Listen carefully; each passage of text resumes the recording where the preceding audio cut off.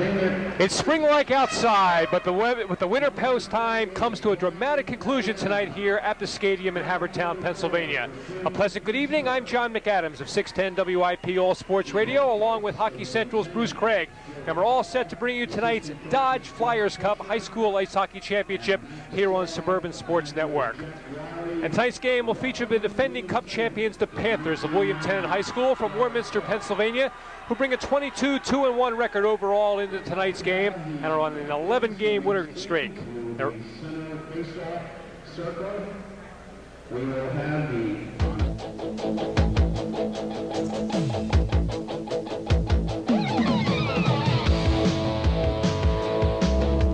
Feel the intensity, the 1990 Flyers Cup Championship at the Stadium in Havertown, Pennsylvania. Brought to you on the Suburban Sports Network by Dodge Spirit, your best value. And by the Pro Shop at Face Off Circle, located in Warminster, Pennsylvania.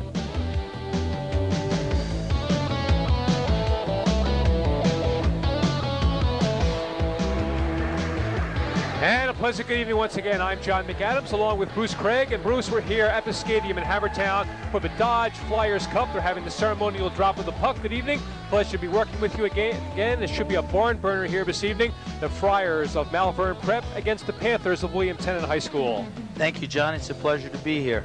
We've got a great crowd here tonight, and it's sort of exciting to be in this building when there is a crowd.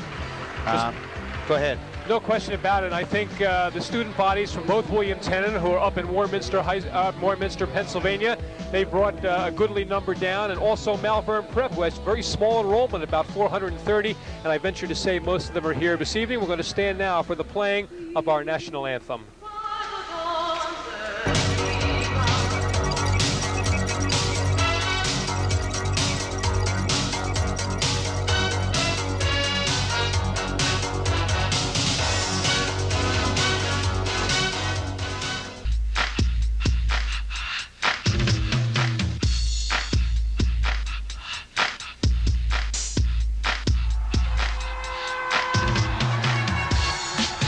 Once again, welcome back to the stadium in Havertown, Pennsylvania. I'm John McAdams along with Bruce Craig. We're about to start the 11th Dodge Flyers Cup. And again, Bruce, let's kind of set the scene here for anybody. A high-powered scoring machine in William Tennent against a very good defensive but very young Malvern Prep team. Yes, John, Malvern's goaltender has played super during the tournament, is protected by some strong defensemen. I think the shortcoming of Malvern tonight, and I hope it doesn't turn out this way, is that they play 9 or 10 players, and that's all that normally see the ice. Whereas Tennent has 13 seniors of a 15-man main roster that are going to play tonight. So I hope that fatigue doesn't take over. All right, William Tennent now dressed in the black uniforms with the white numbers. Malvern Prep, on the other hand, has blue with the gray down the sides. And Malvern Prep will be moving from our right to our left as we begin the period. And our officials this evening, Steve Miller and Wayne Sands. Our standby official will be Kevin Thompson. And Bruce, of course, in your duties with Hockey Central, these are the two who have worked hardest all season long and deserve to be here to call the championship game. They do, and these guys also do some BCAC games at the college level, so they're well prepared for this level of hockey. All right, we're about set to go. Taking the draw for William Tennent will be their captain, Mike Lang, number 5. And it'll be Keith Grimley, who is just a sophomore, 16 years old, 18-goal scorer during the course of the season, but a great skater as Malvern wins the draw.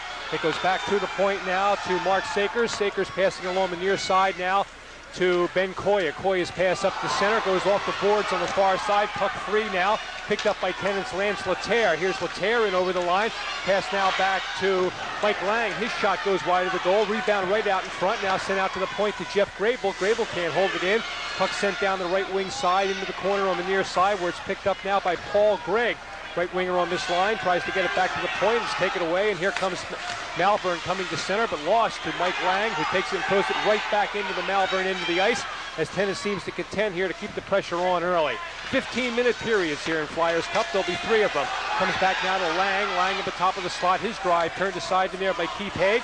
Haig dumps it out to center, and still Malvern has not been able to mount an offensive attack. Comes along the near boards, deep into the Tennent end. Picked up by Laterre. His pass ahead to center for Paul Gregg in over the Malvern line. cuts to the near side to the far side, now waits for some help as Malvern's on a line change. Picked up by Greg on the far side. Greg now loses there momentarily to John Bretnall. Bretnall tries to clear it out, tied up along the boards by both Terry McKay and Lance Laterre, and finally it's cleared out to center ice where Tennent bangs it right back into the Malvern zone. Picked up by the Friars now, Mark Sakers, who fires it down the length of the ice, and they're into the Tennent zone for the first time. Picked up by Mark Sakers, who throws it right through the slot, nobody there. Picked up by little Lance Laterre, all 5'6", 140 pounds of them. We'll be using his name quite a bit this evening. All right, the puck is dumped out to center where Joe Washko picks it up. He fires it back in over the William Tennent line where goaltender Tim Kalm winds it around the boards on the far side. Picked up there now by Josh Reedy. Reedy loses control, picked up by Laterre. Here's Laterre coming to center. Laterre passes to Lang, who's taken off the play. Comes right in front now to Greg Drive. First big one of the game, turned aside by Chris Dempsey, the goaltender of the Friars. All right, sent down the length of the ice, but once again, it's stopped there by Tim Kahn, the goaltender of William Tennent. Both teams have now effected a line change. 12 minutes, 53 seconds remaining here, and thus far a scoreless first period. Picked up now by Mike Optenacker, who sends it in over the line on the near side. Picked up there by Jeff Grable. He clears, but not out. Kept in there by some good tenacious checking in there by the Malvern Prep Friars. Now stolen away and coming the other way is Laterre, backhander in on the goal, turned aside by Chris Dempsey. Turned around by Malvern Prep, where we have Joe Washko coming out, and our first penalty coming up as Laterre gets involved behind the net there with William Tennent's Mike Optenacker. Here's a penalty, John, that shouldn't have happened. It's away from the play. It's just a little bit of nerves right now that are taking over, and Tennent is all over Malvern at this point. They're putting the puck in deep and they're playing down low. We've had a couple 2-on-1s and 1-on-1s. This will give Tennent a power play, and Tennent, a team that averages almost 9 goals per game during the regular season. Now that's going to be negated as Lance Laterre is going in as well, so there will be absolutely no degree in the loss of manpower. The teams will be playing even up a side. All right, the face-off will come just outside the Malvern blue line on the far side of the ice. And again, as Bruce pointed out, both teams will short shift. They will use basically 2 sets of lines, 2 sets of defensemen. Where this penalty has been negated, we're going to play 5-on-5. This is a rule similar to the play in the pros. All right, those penalties come at the 2-minute 31-second mark if you're keeping the score along with us. All right, it goes in behind the Malvern goal where it's picked up by Tim Brown on the ice for the first time. His pass along the boards is broken up in there, but now regained by Tennent. They get it back to the point. To Mark Hewitt's drive from the point is knocked down. Picked up by Malvern as they try to clear the zone. Again, Hewitt holds it in. Passing it ahead now for Tim Brown. Comes right in front to Paul Gregg's shot, turned aside in there by Chris Dempsey as the puck along the near boards now as Malvern clears it out to center. Hewitt, a good hit now right in front of us as the puck comes in over the William Tennent line. Trying to get control of it there is Scott Haig. Scott Haig goes into the corner. He's ridden off the play. Now we're going to have an interference call coming up. And now we, in fact, will have our first power play goal of the game, power play opportunity of the game, as this penalty will come at the 3-minute and 13-second mark.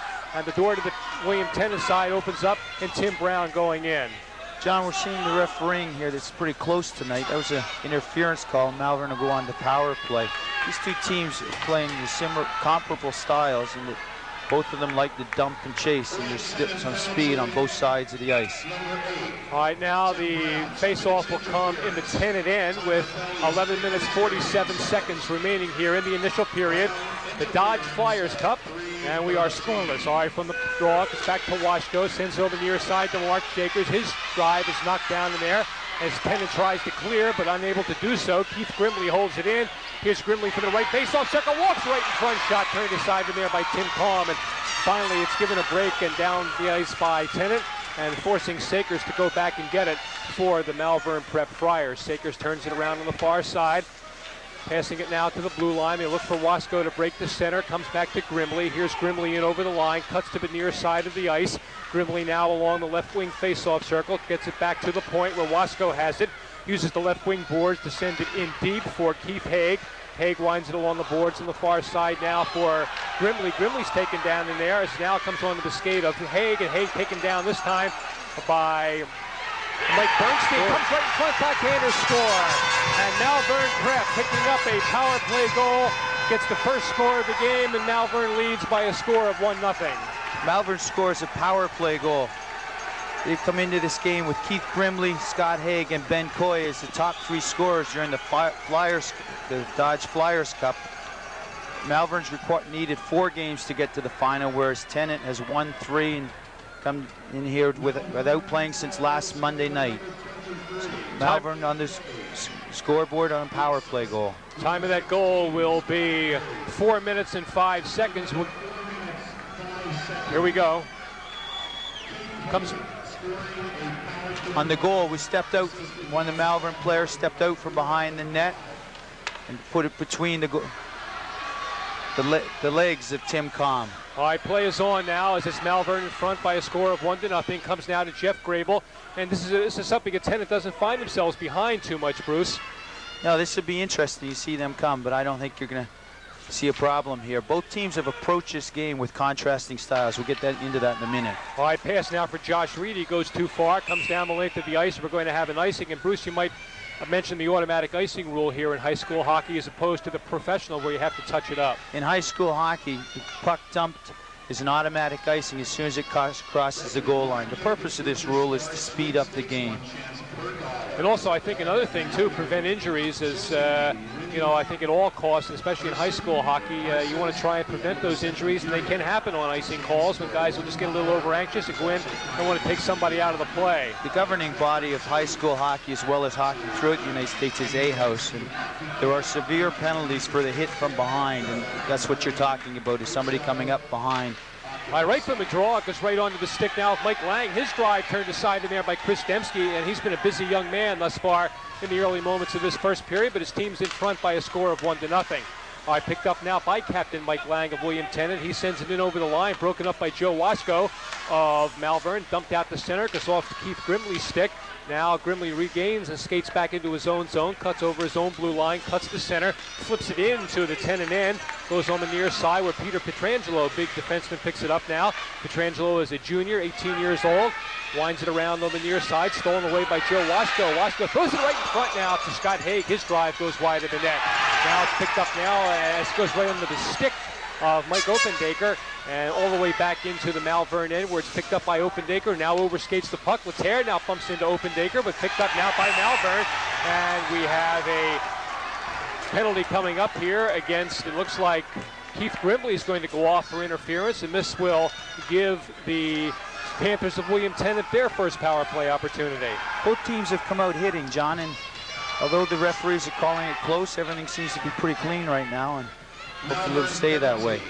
Okay, Malvern was able to score on their first power play opportunity. Now Grimley going off for interference. Time of the penalty will be 5 minutes and 31 seconds, and this will allow Tennent to get their power play together. Face-off will come just outside the William Tennent blue line, near side of the ice, as Keith Haig, brother of Scott, takes the draw, sends it now on the boards on the far side where it's picked up by Mike Lang. 106 points for Mike Lang during the course of the season, including 49 goals. He's a dangerous man on the power play. Now it's broken up by Scott Haig. He sends it down the length of the ice and stopped in behind the goal there by Lance Laterre. He sends it along the near boards now for Paul Gregg. Now Gregg gives it right away, picked up in there by Keith Haig. His shot broken up in there by the William Tennent defense, now cleared up to the line where it's picked up by Lang. Here's Lang cutting to the center of the ice, cuts in over the Malvern line, drop pass now for Paul Gregg. Now back to Lang, who's on his knees as he tries to clear, and does back to the point to Laterre. Laterre winds it around behind the Malvern goal, picked up, thrown right out in front of the Malvern goal, but cleared away by the Malvern defense. All right, picked up behind the net now, thrown out in front to Gregg. Gregg's shot knocked down. Gregg tries to pick up the rebound once again, throws it right out in front, picked up by Lang, shot, score! Great play. As Mike Lang has tied this hockey game at 1, it'll be a power play goal. Time of the goal will be 6 minutes, and make that 5 minutes and 26 seconds. Just a power play goal scored by Mike Lang, sitting on the side of the crease. The puck came through a pile of players in front of the net. It seems that Malvern's crashed in the front of their own net, picked up the puck coming through and scored a power play goal 55 seconds into the power play. Okay, we are now. Here we go. You'll see Lang. Mike right Lang sitting off to the right side of the post there. Oh, perfect, perfect. Yep, found a puck off a pair of skates. Didn't come through clean. That's a forward's dream, isn't it? Yes, it is, to find a puck like that. All right, play is on. Now we are tied at 1 in this 1990 Dodge Flyers Cup. Comes in over the line, picked up now by Jeff Grable, throws it along the near side now to Tim Brown. Back down to Mark Sakers. His drive turned aside in there as Malvern now is taking the offensive ability here. As before it was William Tennent early on in the game, and now Malvern seems to really be pressing very much against William Tennent. Now here's a bad pass. It's taken away by Tim Brown. He sends it ahead now for Dana Christ. Here's Chris coming to center. He's spun around, falls to the ice. Loose puck picked up now by Joe Washko, who sends it ahead now to the Tennent line, where it's picked up now by Scott Haig. Hagel on the boards, roughed up there by Mike Bernstein. Now here's a drive. It's knocked down by goaltender Tom. The puck went high in the air, goes along the boards on the far side. It is dumped out to center, and there's you see going back to get it now is Joe Washko. His pass ahead now for Big Ben Koya. Big drive by Koya, turned aside in there by Tom. Rebound is picked up now by Jeff Grable. Jeff Grable tries to send it up the near boards to Lance Laterre. Now thinks better of it, sends it on the far side now to Mike Bernstein, who clears it out to center. Joe Washko with the loose puck now. Washko flipping it into the Tennent line, where Bernstein sends it all the way back into the Malvern end, where Joe Washko once again goes back to get it. 7 minutes, 13 seconds remaining in the initial period. Long shot stopped in there by Kahn, cleared along on the near side, picked up by Scott Haig. His shot goes well wide of the William Tennent goal, comes in behind the net, picked up now by Mike Bernstein. Now Bernstein tries to clear, but not out. Right onto the stick now of Terry McCabe. McCabe can't get the shot off, and turning it around is Paul Gregg. Here's Gregg in over the line. Very few stoppages in this first period as both teams really revved up. Back to the point now for Jeff Grable. He steps in over the line, and quickly we have an offsides, and the faceoff will come in the neutral zone outside the Malvern blue line. We are tied at 1. Both Tim Comm and Chris Dempsey are seeing a lot of work during this first period, which is going to be a benefit to them as the game goes on. They're going to get warm, they're going to get into it, they're going to get in quick. Malvern uses their 3 defensemen, Mark Sakers, Scott Haig, and Joey Washko, an awful lot in their offense, so we might see an awful lot of shots coming from the point. Malvern goal scored by Keith Haig at the 4:05 mark from his brother Scott. The Tennent goal on the power play by Mike Lang. The assist to Paul Gregg and Jack Riley. That's where we stand now at 1-1. All right, the draw goes back to Pietrangelo. Pietrangelo sends it in over the Malvern line. Picked up there now by Mike Opendaker. He sends it all the way down into the William Tennent end, where it's picked up now by Pietrangelo. His pass out to center onto the stick of Paul Gregg. Pass now for Laterre down the left side. Laterre goes into the corner. He's bumped off the play in there by Keith Haig. Now the loose disc picked up by Keith Grimley, and the Friars now try to clear, but it's stolen away by Mike Lang, who seems to be every place. He's already gotten the 1 goal the Tennent has. All right, coming to center with it now is Keith Haig. Here's Hagen over the line, gets by the defense. Haig with a shot from a very difficult angle. Goes wide of the net, picked up now there by Keith Grimley. Here's Keith Grimley now, throws it right out in front, but cleared away nicely by Mark Hewitt. Back to the point, big drive by Opendaker. Wide of the net, picked up on the near side now by Keith Haig. He's battled on the boards there by a little buzz bomb by the name of Lance Laterre. In behind the net, picked up now by Paul Gregg. Gregg clears it out to center, broken up nicely by the diving body of Keith Haig. And we have a stoppage of play with 5:41 to go in a very, very fast-paced first period. We are tied at 1. I think Scott Haig is counting his blessings on that pass. The pass came out of the corner, looking for Laterre, who was breaking through the middle of the ice. If that pass had to come through, he was in all alone. At the other end of the ice, when Scott Haig crashed the net, he also had Keith Grimley in front of the net. Any surprises thus far in the game for you, Bruce? It's a little surprising that it's wide open as it is, John. There's an awful lot of play in the neutral zone, but there's an awful lot of good scoring opportunities. All right, the play is on now. It comes to William Tennent's Jack Riley. He flips it in over the Malvern line. Picked up now along the boards by Dana Chris. Chris clears it back to the point. We have a delayed offsides. If it's touched up now, it's wiped off. As going into the end to pick it up is Malvern trying to clear. They put it right onto the stick of Riley. Now it's given away. Riley throws it right out in front. And it comes out to the point now to Bernstein. His big drive goes wide of the goal. Comes along the near side now to Tim Brown. As the pressure being put on now by William Tennent, comes onto the stick of Joe Washko, who clears but not out. Held in there by Pietrangelo. Pietrangelo dumps it into the Malvern end. Delayed offsides now is Now it is called as it was touched in there by Jack Riley. We have a stoppage of play with 4 minutes and 52 seconds to go. In this, the 1990 version of the Dodge Flyers Cup, we are tied at 1. Referee Wayne Sands was right on the blue line during that call. I think that was a good offside. Good look at the puck on the blue line. All right, the draw will come on the far side. Terry McCabe will take the draw for the Malvern Prep Friars. Taking the draw for the Panthers of William Tennent High School from Warminster, Pennsylvania, will be Dana Christ. Dana Christ, the senior, 17 years of age, 29 points during the regular season. Comes back now to Mike Bernstein, who sends it down in behind the goal, behind the Malvern end. Picked up now and tried to clear, but not out. Now they do dump it out to center, but it comes right on to Chris. Chris flips it in right on the goal. Stopped there by the Friars goaltender, Chris Dempsey. Dempsey, during the course of the season, had a great goals against average of just 1.45 with 5 shutouts. All right, sent down the length of the ice, hits off the boards. It comes right in front, and Tim Kahn has no option there but to cover up as he had a Malvern Prep forward skating in on him. Both teams are starting to settle down a little bit. At the beginning of the game, we saw them running a little bit. The body contact is lightened up. And I think they realize that both power plays are pretty proficient. We don't want to turn this into a special teams game. All right, each team has 1 power play goal. Keith Haig scoring for Malvern, Mike Lang scoring for Tennent. 4 minutes, 28 seconds to go here in the initial period. I'm John McAdams, Bruce Craig alongside. We're happy to bring you the game this evening on the Suburban Sports Network. All right, the play is on. Drive right in on the goal. Turned aside in there by goaltender Tim Kahn. Dumps it out to center ice where Malvern flips it high in the air off the stick of Keith Haig back into the Tennent end. Picked up by defenseman Mike Bernstein. Bernstein gives it right away to Keith Grimley. Right in front of Scott Haig. Score! A very bad turnover there by William Tennent has cost them a goal. Malvern forges ahead by a score of 2-1. That goal will come at 10:52. This is a goal where Keith Haig is sitting in front of the net and the puck's turned over. He puts it by Tim Kahn. I think Malvern's, or William Tennent is a little bit down right now. The bench is a little bit quiet. The contrast is Malvern's bench, which is all standing up. Puck thrown out in the front of the net. Malvern kicks it around a little bit. Scott Haig sitting on the goal line, steps out, right-handed shot, throws it past Tim Kahn. Play like that, the defenseman has to have a look before he throws it out. That really costs in a playoff game like this. You don't want it to happen. All right, 2-1. The Friars in front. Comes over the line as Lance Letaire's given a rough ride into the boards along the right wing corner. Now Petrangelo tries to hold it in, can't control. Now here comes Malvern Prep on the move again. John Brett drive, he scores!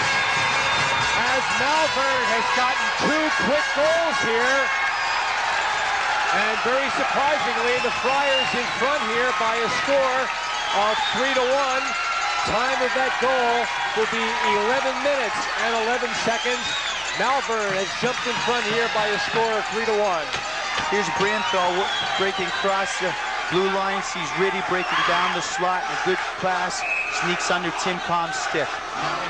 And the goal being scored by the junior forward Josh Reedy. His 10th goal of the season. It's now a 3-1 hockey game. Malvern in front. The thing that's surprising me here, John, is it is so wide open. There's some good movement on the puck, and it's coming through clean, and the passes are crisp. All right, from the draw, it comes down to Lance Letaire. Letaire passing it ahead now to Mike Lang. Here's Lang over the line. Lang now overskates the puck. Picked up in there by Malvern as they try to clear it out to center. They do. It comes down to Ben Koya. Here's Koya over the line, but both Scott Haig and Keith Grimley caught off sides there. There was a situation there where Koya made that one extra deke at the blue line, Bruce, and drew both the centerman and his left winger off sides. There's a theory, John, that I use in my coaching, and then from the red line to the blue line, we call it the battle zone, going into the offensive zone. The puck's got to go straight ahead so you don't put players offside. Those Malvern goals at 10:52. Scott Haig scoring from Keith Grimley and Ben Koya. Then at 11:11, it was Josh Reedy scoring. John Brettenall with a fine setup. And that's where we stand right now at 3-1. Now here's a steal by Captain Mike Lang of William Tennent, but taken right back by Keith Haig. Haig now sends it in on the goal. Tim Kahn makes the glove stave, holds on quite a while, and finally referee Wayne Sands decides that's enough. We're going to have a face-off. 2 goaltender columns left. 3 minutes, 17 seconds to go here in the first period from the stadium in Havertown. Malvern leads by a score of 3-1. This line for Tennent of Lang, Gregg, and the Tear has seen an awful lot of ice time in this first period, and they've been on for the last 2 goals against. It's a very weak shot by Washko. It's knocked down, but as the luck of the puck has it, it stays in the Malvern end for the Friars. Now they picked up in behind the goal there by Keith Grimley. Grimley, who's a real buzz bomb out there, seems to make things happen when he's on the ice, comes behind the net, tries to throw it in front. They're broken up nicely by Paul Gregg. Gregg's pass ahead to Laterre. Here's Laterre splitting the defense, gets a rough ride in there by Keith Haig, and Haig takes it away and goes right behind the Malvern net and turns it around. Clears it out to center now to Ben Koya. Here's Koya cutting to the far side of the ice. Winds up, big drive. Blocked by the body of Colm. Thrown right back out in front, but now cleared again away by the defensive William Tennent. Now the Malvern fans on the other side really getting into this as their club is in front by 2 goals here in the dying minutes of the first period. 2 minutes, 25 seconds to go here in the initial period of play. Now Malvern sends it once again over the William Tennent line where it's picked up by Pietrangelo. Pietrangelo now sends it behind his own net where it's picked up there by Mark Hewitt. Here's Hewitt winding it around for Lang off his stick, and once again stolen away in there by Malvern. Behind the zone blue line now is Keith Haig. Haig dumps it ahead to center for John Bretnall. It goes off his skate. It goes in behind the William Tennent net where it's picked up there now by Pietrangelo. Pietrangelo's pass off the stick of Tim Brown goes all the way down, and we have an icing call as it's touched up there by Mike Openbaker. We have 1:50 remaining here in the first period of play. Malvern on goals by Keith Haig, Scott Haig, and Josh Riddy in front by a score of 3-1. That line that I just mentioned, Lang, Gregg, and Laterre, have been on the ice for the last 2 minutes. They're just changing up now. I hope that Coach Paul from William Tennent isn't getting away from his game plan and getting.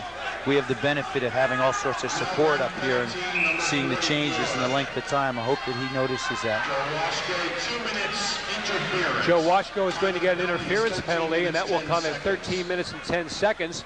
So that will give William Tennent the power play. They've had 1 power play opportunity thus far, and they were able to score on that. The draw will come in the Malvern end to the right of goaltender Chris Dempsey, who's had a great first period. Comes back to Bernstein. His shot hits the screen, and obviously that screen is out of play. Bruce behind that net.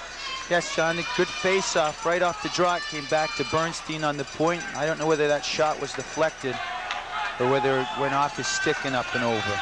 Good look there at Joe Paul, the head coach of William Tennent. This is his 5th year as coach, and his team is red hot now. They have not lost a game since the 8th of February. They have won their last 11 games. Iber trying to make it 12 here, but they're down 2 goals right now as Malvern has had a quick first period and leads it here by a score of 3-1.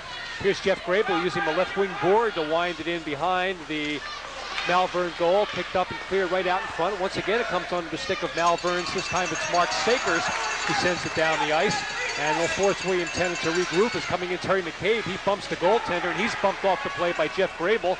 But William Tennent turning it around now with 1:20 to go here in the period. And now we have McCabe and Grable behind the play. And what started all this was that McCabe, as he went in, bumped the goaltender, and you've got to protect the goaltender at all costs, Bruce. Absolutely. That's what your defensemen are there for. They're to protect the goaltender as well as clean out the front of the net and make sure that he can see the puck and the shots. And there's contrasting styles as to whether the goaltender, when he steps out of the crease, is free game or not, but he was in the crease and consequently a minor penalty. And it looks like it's only going to go to Grable as Grable is in the box. So this will even it up. The power play now lost for William Tennent. And quite frankly, Jeff Grable on the other side, not too happy about it. Thought they both should have gone. I think if he had touched the goaltender, then he should be going. But Grable pushed it a little bit farther, and they got out to the blue line and still pushing each other. All right, team skating at 4-a-side will now for the next minute 16. And which will take into the early moments of the second period. All right, comes now to Mike Lang. Lang overskates the puck. Last minute of play in the first period. Comes out now to Scott Haig. Here's Haig now at his own line. He has to wait now for Grimley to get back on sides. Does. Haig takes it in over the line. Haig now tries to get by the defense. Comes along the left wing board. Paul Gregg right on him. Now Gregg steals it away. Clears it right on the stick of Mike Lang. And here's a break for Tennent. Coming to center now is Lang. Lang flips it in just wide of the Malvern goal. Picked up there now by Keith Haig. Flips it out to center ice. 30 seconds remaining here in the first period. Malvern leads by a score of 3-1. And we have a icing call. We'll go all the way down into the Tennent end. And Tennent down 2 goals now with 25 seconds left in the initial period. This is kind of the last thing they wanted, because one of the golden rules in hockey is, Bruce, you don't want to be scored upon in the first minute or the last minute of play, and in particular here with Tennent already down 2 goals. No, you don't want to give up a goal late in the period. Otherwise, you got to go into the break between the periods thinking about it. It's on your mind. Play is on. It comes down to Laterre, and he's bumped off the play very hard by Grimley. Comes back to the point to Mike Opendaker. His shot knocked down and cleared out to the point. Comes on the other side. Haig's drive goes wide of the goal. Rebound now free in the corner. Puck just kept rolling into that right corner before Mark Sayers decided to go at it. Sayers now tries to throw it out in front. Picked up there by Mark Hewitt.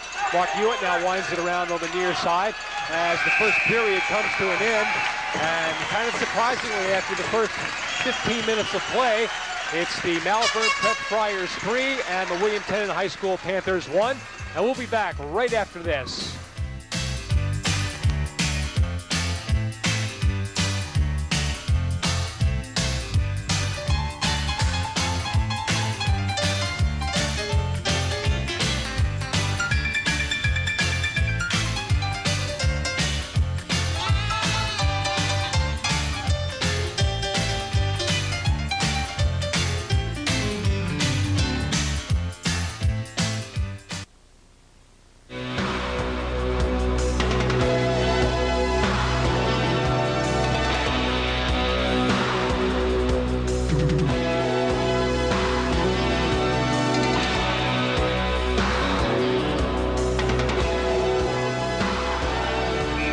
Welcome back to the stadium in Havertown, Pennsylvania. I'm John McAdams, along with Bruce Craig, and Suburban Sports Network is pleased to be bringing you the Dodge 1990 Flyers Cup.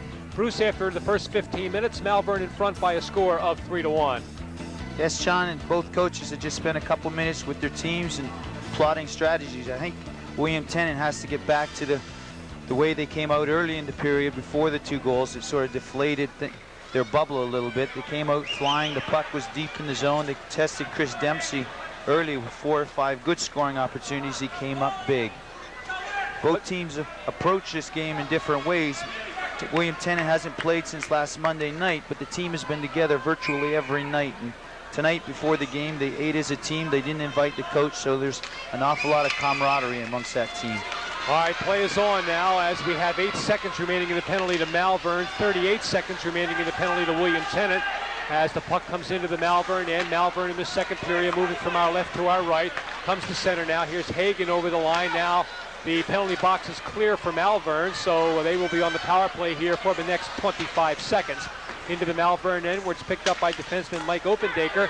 He cleans it out to center ice where it's picked up now by Haig. Here's Haig with a left wing pass now, where it's dumped in over the William Tennent line, picked up behind the net there by William Tennent's Mark Hewitt. Clears but not out, comes right behind the net where it's picked up now by Scott Haig. Haig clears it out to the point now to Joe Washko as the penalty box is now free. Both teams at even strength. Malvern leading 3-1. Comes back down to the point with drive in there by Washko. Scores! The rebound. It appeared to go off the skate. It looked like Scott Haig. We'll have to check that replay to be sure. But the important thing is the arithmetic. Bruce, Malvern now moves in front by 3 at 4-1. This is after the power play had just ended, John. And the puck comes back to Washko at the point. The puck shot on the net, but the rebound off the calm, picked up by Grimley. Grimley's the leading scorer in the power in the Dodge Flyers Cup this year. Malvern uses a modified umbrella on the power play. They work off the give and go and work it out to the umbrella on the power play and get an awful lot. They use their defensemen very well off this. Robert Freed out on the ice for the first time, number 15 for William Tennent, playing a left wing. Lance Laterre is on the right wing. Taking the draw will be Paul Gregg. And now we have McCabe thrown out of the center face-off circle. And we'll do the draw now, this time with Josh Riddy. Riddy wins the draw, goes on the far side now to Joe Washko. Washko's passing ahead now to John Brentnall. Here's Brentnall sending it in over the line. Picked up now by Peter Petrangelo, who winds it around the boards on the far side. Puck picked up now in there by Josh Riddy. Riddy now loses to Lance Laterre, a little buzz bomb right winger for William Tennent. Starts out the near side, now cuts past two Malvern defenders, comes to center, trying to do it all himself instead of passing it. It's taken away in there now by McCabe as McCabe and Laterre slashed at each other momentarily. Comes back into the Malvern, or into the Tennent end, where it's picked up there by Hewitt. Hewitt sends it all the way back to the Malvern line, where it's picked up now by Scott Haig. Haig's pass now for John Brentonall. Brentonall has trouble controlling. Now uses the right wing boards to dump it into the Tennent end. Picked up now by Pietrangelo and dumped out to center ice, where it comes on the stick of Joe Washko. Washko now loses it now to Paul Gregg. Here's Gregg with a left wing pass for Laterre. Under Laterre's stick and goes in behind the Malvern goal, where it's picked up by Joe Washko. His pass is not out as Pietrangelo keeps it in. His weak shot is knocked down by the Malvern defense. It's cleared back to center now to Mark Hewitt. Hewitt uses the left wing boards to send it in over the Malvern line to keep the pressure on, but gets right onto the stick of Joe Washko. 12 minutes and 50 seconds left here in the second period, with Malvern leading by a score of 4-1 in this Flyers Cup game. Here's Hagen over the line. Haig looking for someone to pass to, now loses control of it, is sent out to center where Laterre has it for Tennent. Sends it now to Mark Hewitt. Hewitt on the right wing side with a weak shot, which just goes wide of the Malvern goal. Comes into the near corner as Robert Freed now takes his man out of the play. Puck picked up by Washko, sent around to the far side to Ben Koya, who can't control. Now it does, ahead to Scott Haig. He's bumped off the play. Comes out to center, and we have a whistle for a stoppage of play, and offside coming up here against Malvern. 12 minutes and 18 seconds remaining here in the second period. That last goal coming at the 52-second mark. Keith Grimley with the goal. Scott Haig picking up the assist. Malvern leading by a score of 4-1. There seems to be a little bit of frustration creeping into the William Tennent players. That Laterre breaking out of the zone early in that shift found Terry McCabe doing a great job of back checking. The sticks swung a little bit, but McCabe used some good mental toughness to walk away. At the other end of the ice, we saw Haig come across the blue line on a 2-on-1, had Coy on his left wing wide open. If there had been some kind of communication out there, we might have had a break on the net. Good back checking on both teams. Dual minor penalties as Lance Laterre will go off for William Tennent. It'll be Joe Washko going off for the Friars of Malvern Prep. All right, comes back now to defenseman Mike Opendacre. He sends it in over the William Tennent line, and William Tennent have been pretty much on their heels here through the last 10 or 12 minutes of this hockey game, as Malvern has scored 3 times to break a 1-1 tie to lead here by a score of 4-1. Puck comes out to the point now to Mark Sakers. Mark Sakers' shot is knocked down. Picked up now behind the net there by Terry McCabe. Tries to center it out in front. Cleared off and broken up the center ice. All the way back into the Malvern end, where it's picked up by Mike Opendacre once again. His pass along the left wing side to Josh Riddy. Riddy now loses control of the puck, and it goes back onto the stick now of Sakers. Here's Mark Sakers, the junior forward defenseman, coming to center. He flips it in over the Tennent line. Goes down the left wing boards, picked up there now by Mike Bernstein. Bernstein, whose brother Paul plays on the team for William Tennent, bumped off the play. Now it comes out to Mike Lang. He's given a hard pump by Opendacre. And Malvern really is taking control of this game all of a sudden. Comes down to Lang. Here's Lang in over the line. Lang with 4 Malvern defenders around him, and stolen away and cleared out to center ice in there by Ben Koya. Comes onto the stick now of Mike Bernstein, who sends it in over the Malvern line, and Malvern right on it as Opendacre sends it out to center ice, picked up now by Ben Koya. Here's Koya's pass to Scott Haig. Hagen over the William Tennent line. Goes down into the near corner behind the goal, where it's picked up by Gregg. He's bumped off the play in there by Keith Grimley. And now Malvern taking to the body to the much bigger Tennent players. Drive from the point is kicked aside in there by Colm. Hits off the post, comes to Colm, and he clears it away. And Tennent's very lucky on that one. Comes right in front again now. The Koya shot score. Ben Koya has put Malvern in front by a score of 5-1. 4 minutes, 32 seconds. Time of the goal here in the second period. Ben Koya picks up a pass it comes out from behind the net. His teammate steps out across the goal line, sees him sitting out in front. And there's all sorts of rebounds and garbage to pick up. Coach Paul right now is calling a time. Here's the replay. The puck's in behind the net. We got Keith Haig back there, and Grimley, who makes the pass out. Koya picks up the rebound, and it's up over the glove hand of Tim Colm. if you take a look, John, Malvern right now, the defensemen are their strength. They're walking out of the, with them playing so well, they're standing up the William Tennent defensemen. They're coming out of their zone clean. They're able to make clean passes to the forwards, and we're coming into the zone 3-on-2. And the puck's down in deep, giving them scoring opportunities. By the moment, Coach Joe Paul has called a timeout, trying to create some composure amongst his William Tennent Panthers. We'll remind you the coverage of the 1990 Dodge Flyers Cup Championship is made possible by Dodge Spirit, your best value, and by the Pro Shop at the face-off circle. Ben Koya scoring that goal from Keith Grimley and also from Scott Haig. And we would also like to tell you that VHS copies of this event and all other Suburban Sports Network events are available through Suburban Cable. Call 345-5154 Monday through Friday between 9 and 5. You're watching the Suburban Sports Network, brought to you on the community television channels of Suburban Cable TV and Adelphi Cable Communications. 5-1, a big hole now for Tennent to dig themselves out of. Tennent, like you said earlier in the broadcast, isn't used to losing. They're 22-2-1. They've come through them out. The Dodge Flyers Cup, they're 3-0 coming through the round robin, the championship series. They practiced twice since they played last Monday night. Coach Paul told me before the game one of them was a hard practice, and they went real well. Whereas Malvern, on the other hand, skated yesterday afternoon in a very informal skate and essentially played shinny and pickup hockey for an hour and a half. Well, they know what they have to do now. They have to score at least 5 to win this game, and at this time to keep off the opposition off the scoreboard, that might be very difficult to do. All right, play comes along the near boards now, where William Tennent now tries to dig out of that hole. They have the puck now. Greg throws it right across the goal mouth for Dana Chris. He couldn't get a stick on it. Now Malvern tries to come the other way. They lose control of it. Peter Petrangelo picks up the loose puck, dumps it into the Malvern end, where it's picked up by Malvern and dumped right back out the center onto the skate of Dana Chris. And also Malvern knows, Bruce, that they can sit back on their heels and play defensive hockey now and just keep dumping. They can play defensively, which is their strength, but I hope if they go into a shell, I think they're asking for problems. All right, we have a interference penalty coming up now. This was deep in the Malvern end, and Scott Haig now a goal and 3 assists. Keith Grimley a goal and 2 assists. Ben Koya a goal and assist. So the Haig and Grimley and Koya doing a good job out there. That line coming up with 3 goals and 6 assists.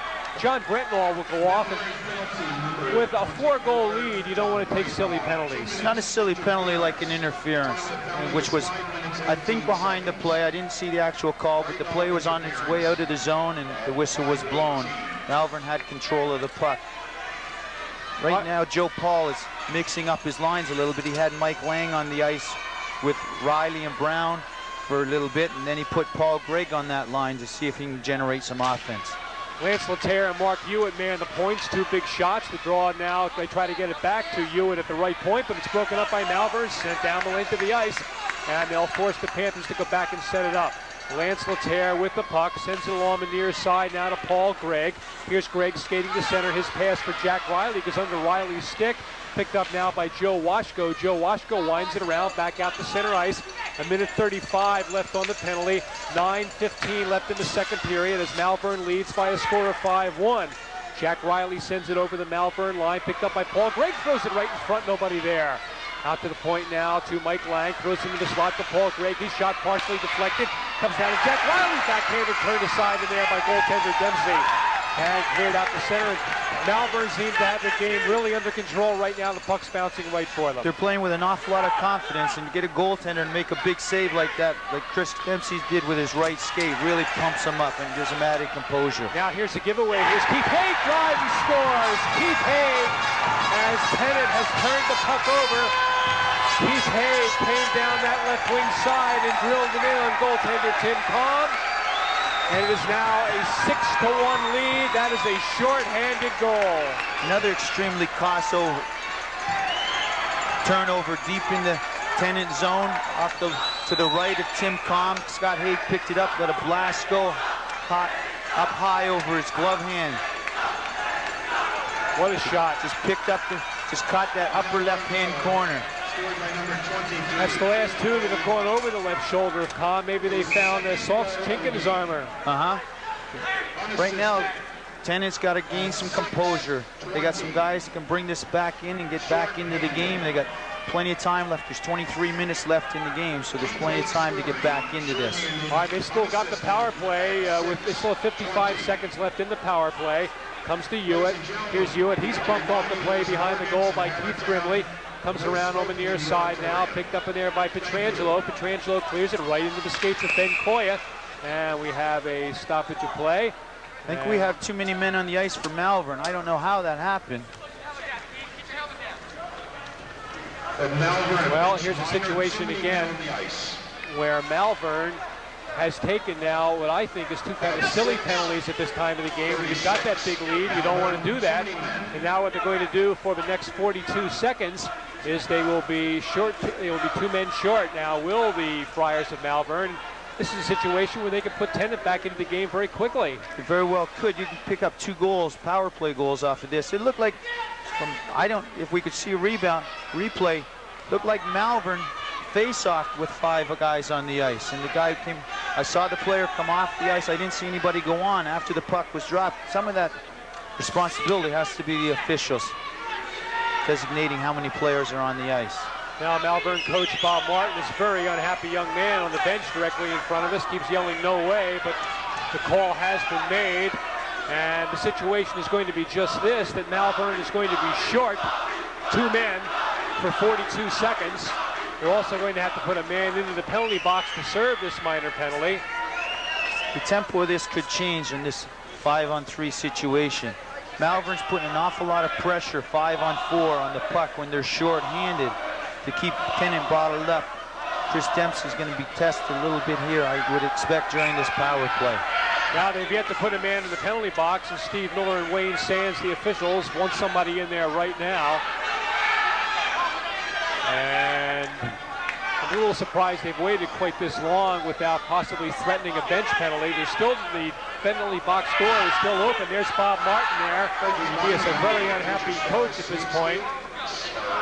The bottom line is here, they might as well put somebody in the box before they slap a delay of the game penalty on him, which is only going to make it worse. It would be a little foolish to take a delay of the game penalty and test the referee, see? Malvern, of course, I think the other night against Monsignor Bonner, they got away. They took a few penalties I thought were needless in that game, but got away with it. But this is the story here now where you've got the big lead, you don't want to test it. Now they finally sent someone over. John Thompson is going to serve that minor penalty. This will be John Thompson's first entry into the game. So right now, big point now for William Tennent. They have a 2-man advantage. They must take advantage of it.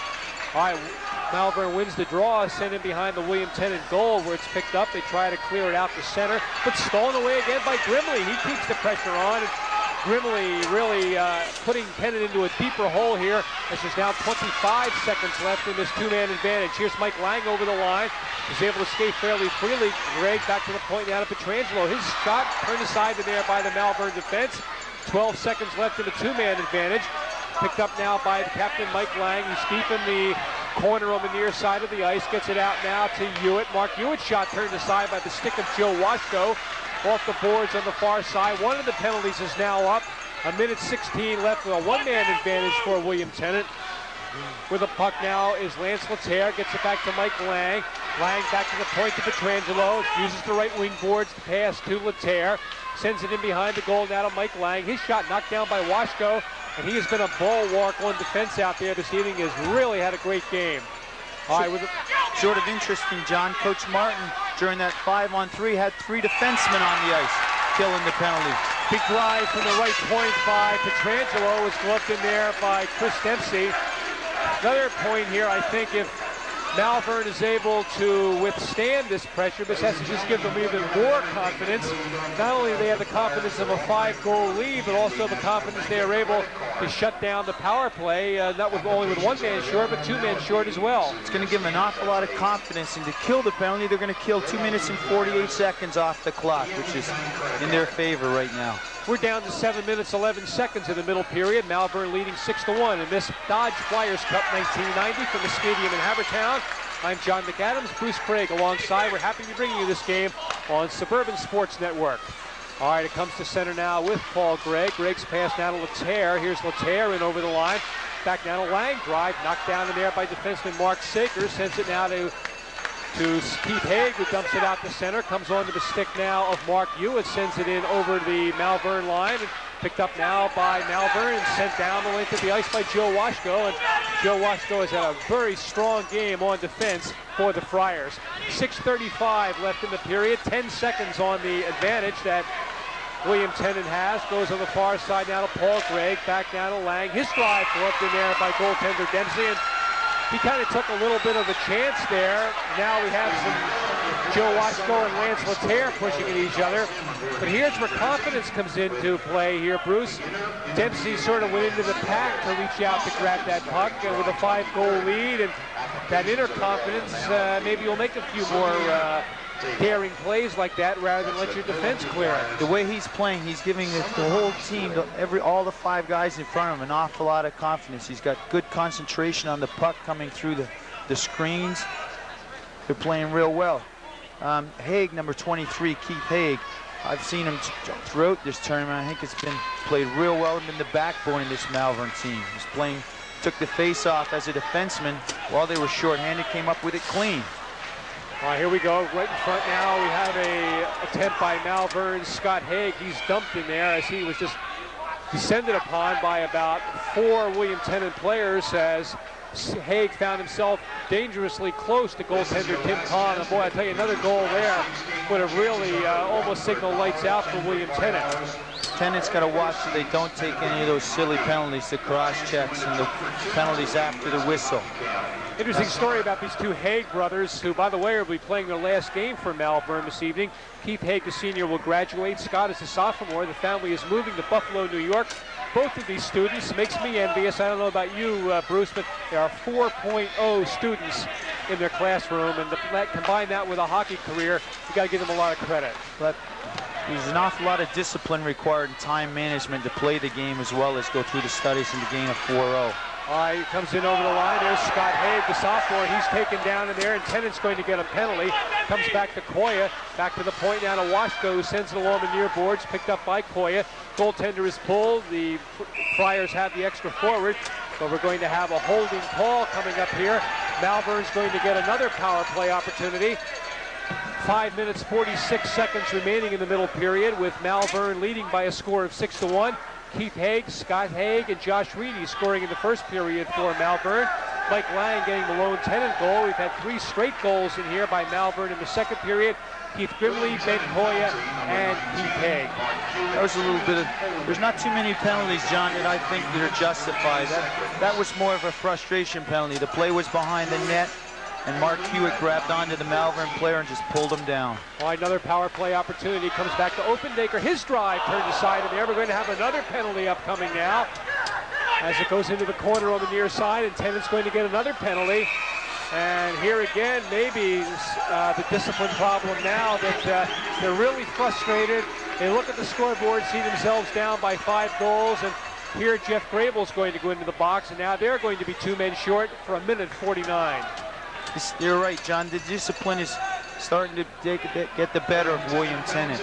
Malvern on this power play, they will use their defensemen an awful lot, working the umbrella to the middle of the ice, looking for the big shot from the point. All right, comes out. Grimley shot, he scores! No, he did not. It looked like he went into the net. My mistake on that one. Comes in behind now to Lance Laterre, clears it, but not out. Comes on to the stick now of Keith Grimley. Grimley clears it right out to center ice. Going back to get it now is Joe Washko. Washko deep in his own end. Malvern has a 2-man advantage. Will for the next minute 36. Washko takes it, dumps it in over the line. Scott Haig in the corner, rolls in behind the goal to Grimley. On the far side now to Keith Haig. Haig is given a rough ride into the corner as it's picked up in there by Mike Lang. Clears and gets it down the length of the ice as Mike Opendaker will go back to get it. 1:16 left on the 2-man advantage. 4:48 remaining in the middle period. Malvern holding a 6-1 lead. All right, pass comes to center now to Joe Washko. Washko's bumped as the puck is on to the stick now of Tennant. Sent ahead to Lang. Here's Lang in over the line. Lang bumped off the play.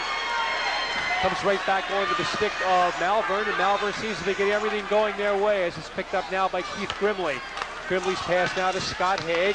Haig sends it in over the line, goes in on the goal there, but it's picked up by Lance Laterre. Clears off the boards, dumps it out to center to Opendaker. Back now to Joe Washko. Here's Washko in over the line. Well, Washko gets by with Pear, driving on the goal, blocked by the body of goaltender Kahn and knocked down. And he covers up, and now we had Grimley bumping Kahn. And I think the emotions now of both teams now beginning to get a little hot, and now they're going to get some more penalties here as the officials want to put a lid on this right away. Grimley went in right at the end of the, after the whistle, and tried to jar the puck loose from Tim Kahn's stick. The players went into the corner. Number 24, Mike Bernstein, went over and headbutted Keith Grimley, not necessarily to hurt him, but in a friendly kind of manner, let him know that he's going to protect his goalie while he's going to sit down for 2 minutes. That takes away, that continues to give Malvern a 2-man advantage for the next 23 seconds. Malvern has decided to call their timeout now, so both teams have exercised their timeouts. So we'll tell you once again that coverage of the 1990 Dodge Flyers Cup Championship made possible by Dodge Spirit, your best value, and by the Pro Shop at Face-Off Circle. And while we have a minute here, Bruce, high school hockey really on the rise here in the Delaware Valley. Hockey Central has done a marvelous job. They've got 4 leagues getting together here to be part of this Dodge Flyers Cup, and each year it seems to get bigger and better than ever. The high school hockey, you're right, John, about 3 or 4 years ago, hit the bottom. The youth hockey in the Delaware Valley seems to prosper and suffer with the success of the Flyers. The players that are now approaching the high school age are those players that were youngsters at 5 and 6 and 7 years old when the Flyers went to the Stanley Cup Finals in 1980. They're approaching high school age, and you know, I hear rumors as I wandered around before the game of youngsters, and there's a lot of them here that play in the youth area clubs, and they're looking forward to the opportunity to play in the high schools and then possibly participate in this Dodge Flyers Cup in years to come. The Stanley Cup of high school hockey, if you will. Okay, now the situation is very simply this. 3 men in the penalty box. Obviously, they can go no less than 3 skaters on the ice. Hewitt went off for holding at 9:14. Jeff Grable for holding at 9:26. And we just had Mike Bernstein going off for an unsportsmanlike conduct at 10:51. So 2 men short now are the Panthers of William Tennent. William Tennent finds themselves down 6-1, and a very key point in the game here. And William Tennent now, I think if they're scored upon here to come back from a 7-1 or even worse would just about be impossible. This is a very key point in the game for Tennent. Joe Paul right now has an interesting strategy. During that first part of that 5-on-3, he had a man up high. He was hanging, trying to get the breakaway. All right, comes back to Opendaker, gets it on the far side, and Malvern staying very calm here. They know they've got a lot of time to work with on this 2-man advantage. Comes to Opendaker now on the far side now to Grimley. Now his drive, Nick got Sakers in on the goal, is gloved in there by Tim Kahn, and we have a stoppage of play. Now we have Chris. Once again, we got players facing each other in front of the net. Sort of the frustration's running a little bit high in the Tennent part. That was Scott Haig for Malvern and Dana Christ for Tennent, nothing more of it. 3:46 left here in the second period. Comes back to Opendaker, big drive from the point, turned aside in there by Chris Stick, but covered up in there by goaltender Tim Kahn. And we'll have a stoppage now with 3:40 left in the second period. There's a minute 54 remaining in the 2-man advantage. And the player who would due to come out of the box first, Mike Hewitt, will not be able to come out of the penalty box until we have the stoppage, because there'll still be 2 men short. All right, comes back now off the draw onto the stick now of Chris. He tries to clear it, but not out. Now Petrangelo. Now we have a hand pass. We're down to 1 man short. Now we're down to 1 man short now. Malvern is winning the faceoffs clean on this power play and controlling the puck. They're using their defensemen an awful lot. What I don't see is their forwards crashing the net when the puck's back on the point. It's 5-on-4 now. They've won all the faceoffs on this power play clean. Very important in the defensive zone for Tennent to gain control of the puck. 3 minutes 31 seconds left in the middle period. The Friars of Malvern leading by a score of 6-1 in this Dodge Flyers Cup from the stadium in Havertown, Pennsylvania. High play in the corner now, controlled in there by Haig. Here's Haig trying to throw it right out in front. Comes out to the point now, big drive in there by Sakers, he scores! I think that puck went in clean off Mark Sakers' shot, John. I don't think anybody touched it in front of the net. Really, another power play goal for Malvern. Minute and 27 left on the 5-on-4 advantage. And that makes it more importantly 7-1, as Malvern has come out here with a vengeance in this second period. They have scored 4 unanswered goals to take a 7-1 lead. I didn't expect a game with a score this widespread. I thought Malvern really struggled last week against Bonner in the 3-2 win to earn a berth in this championship. But they've come out flying, and they've gotten some good breaks and some good bounces. Here's something else, too, that during the course of the regular season and the Flyers Cup playoffs, that goaltender Chris Dempsey's only allowed 30 goals during the course of the season. He's going to be tough now with a 7-1 lead. Yes, he is. Wide open Daker deep in his own end, winds it around the boards on the far side, comes to Josh Ritty. He tries to clear, but it's kept in there by a good move by Dana Christ. He pays the price, though, as he's roughed up by 2 of the Malvern players. Comes down to Lance Laterre, who's been relatively quiet in this game, and they sat right on him. Comes out to Paul Gregg in the face-off circle, back to the point. Now to Pietrangelo, his drive wide of the goal, as he let a big shot go from the left point. Now it comes out to center now, picked up now by John Bretnall. Here's Bretnall losing control of the puck, and picked up now by Tennent. They clear it out to center ice. Goes on to the stick of McCabe, who's bumped at the ice. Now plays scrambly at the center ice area, but John Bretnall has it. Clears it now back to his own line. It's stolen away by Laterre. And we're going to have a penalty here coming up against Malvern with 2 minutes and 9 seconds remaining. Josh Reedy goes to the penalty box, and the Panthers of William Tennent will have the power play, trailing by 6 goals. And again, another one of those must-have-a-goal situations here now for William Tennent. Right now, the big line of Lang, Gregg, and Laterre sort of been broken up by Joe Paul. It'll be interesting to see if he puts it back together for this power play. They like to go into the locker room after the end of this period down only 4 or 5 goals, so they got to score a couple real quick. The last power play, they used Laterre back on the point and moved Riley, a big defenseman, up to the forward line. Reedy came out of the penalty box, and if you're wondering why, as you watch at home, he dropped his mouthpiece, and the referee picked it up and handed it to him. So back into the penalty box he goes. The referee may need a tetanus shot. Comes along the boards down to Pietrangelo. He winds it down along the boards, and it's stolen away by Malvern. Everything going their way, as Opendaker sends it down the length of the ice, and Tennent has to go deep in their own end to set it up. All right, now Grimley steals his weak shot, turned aside there by Dana Christ.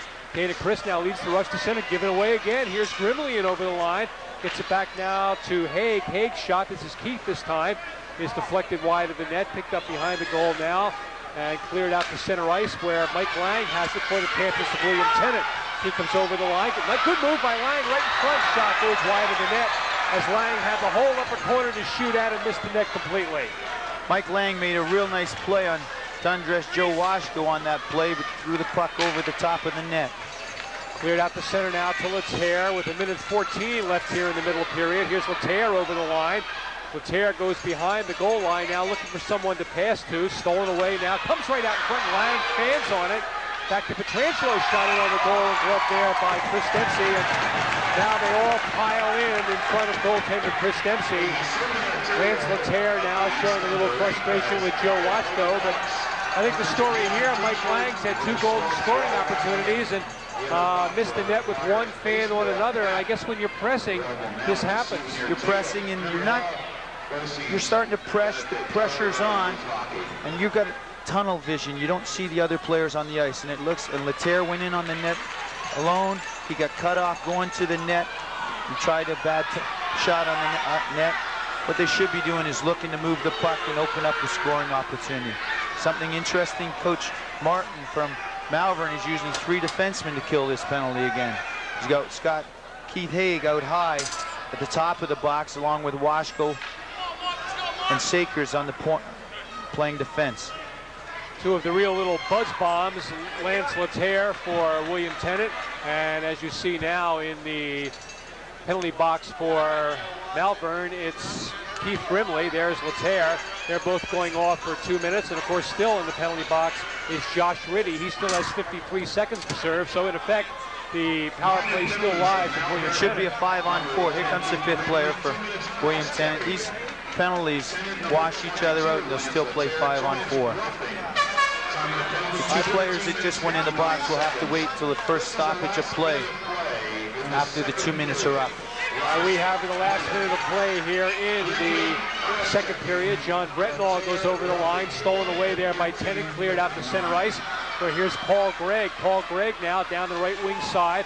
Bumped off the play, and it's stolen away in there by Malvern Prince Mark Sakers. And Sakers sends it down the length of the ice where Tim Combs stops it. 35 seconds left here in the second period of play. We'll have some interviews coming up for you between periods 2 and 3, so stay right with us.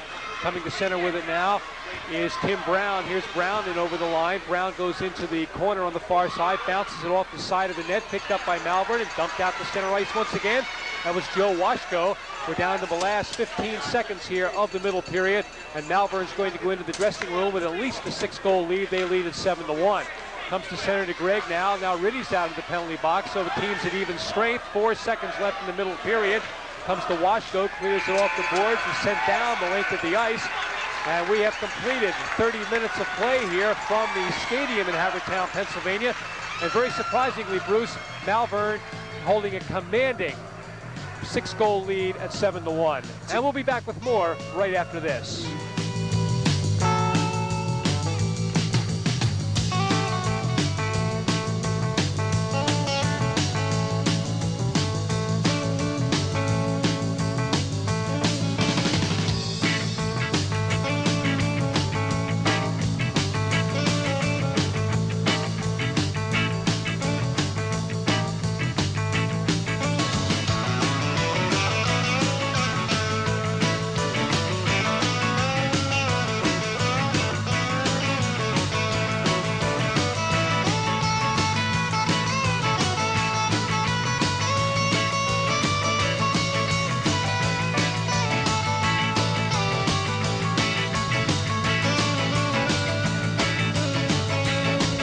Shop at Face Off Circle offers the area's best selection of hockey equipment.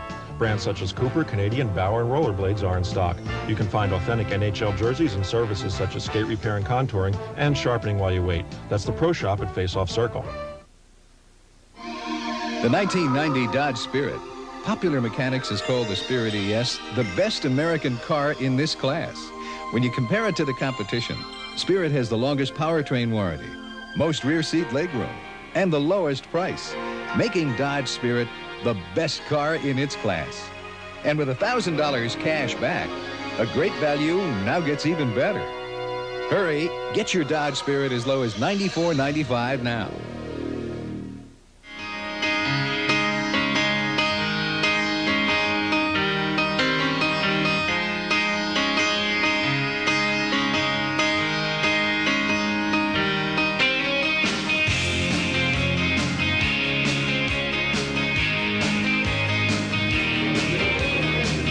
We're back at the stadium in Havertown, Pennsylvania, where tonight's feature is the 1990 Dodge Flyers Cup.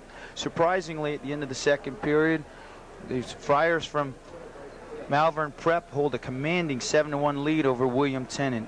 John McAdams has gone downstairs to interview F. Kenneth Brenninger, one of the sponsors from Dodge, along with Joe Watson from the Friars alumni. He'll be right there.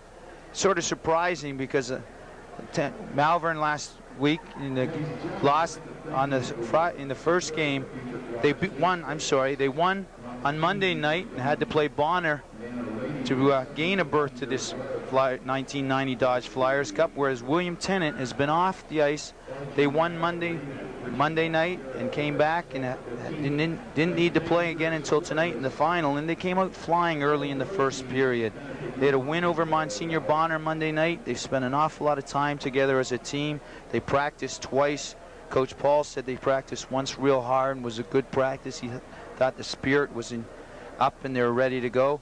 Whereas Malvern hasn't played since Thursday night after beating Bonner in a 3-2 win, where I thought they played not too badly. They played well enough to win, but they didn't dominate Bonner by any means. Okay. John McAdams is ready with a couple guests. Right to you, John.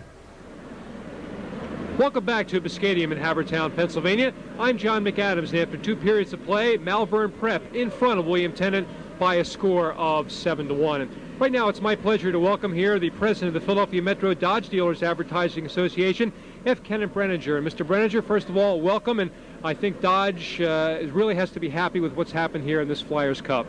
Yes, we're very, very excited about participating.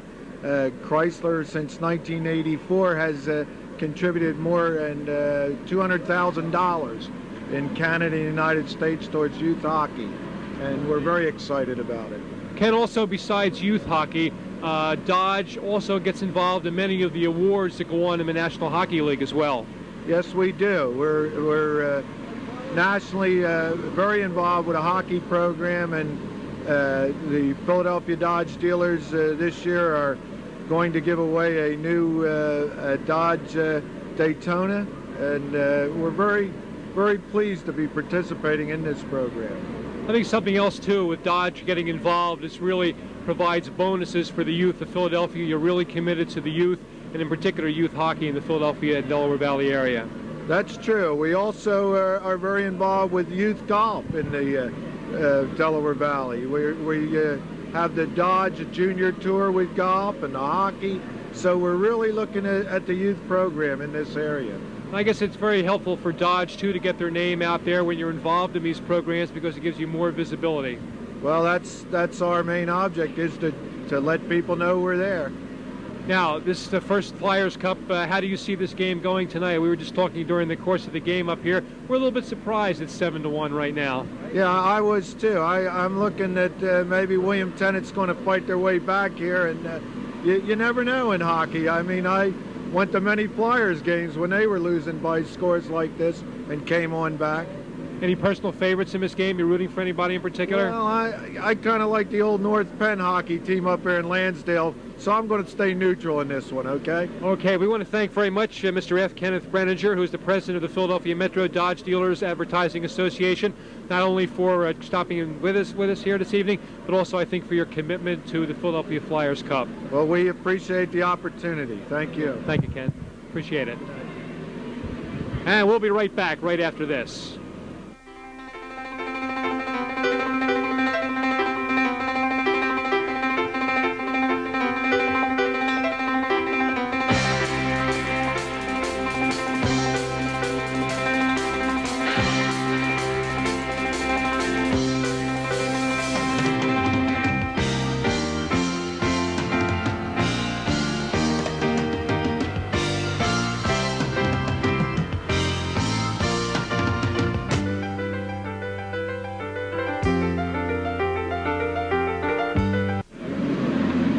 Welcome back to Biscaydium in Havertown. I'm John McAdams, and with me one of the original Philadelphia Flyers and a big, big proponent of youth hockey, Joe Watson. And Joe, first of all, thanks for dropping by here this evening.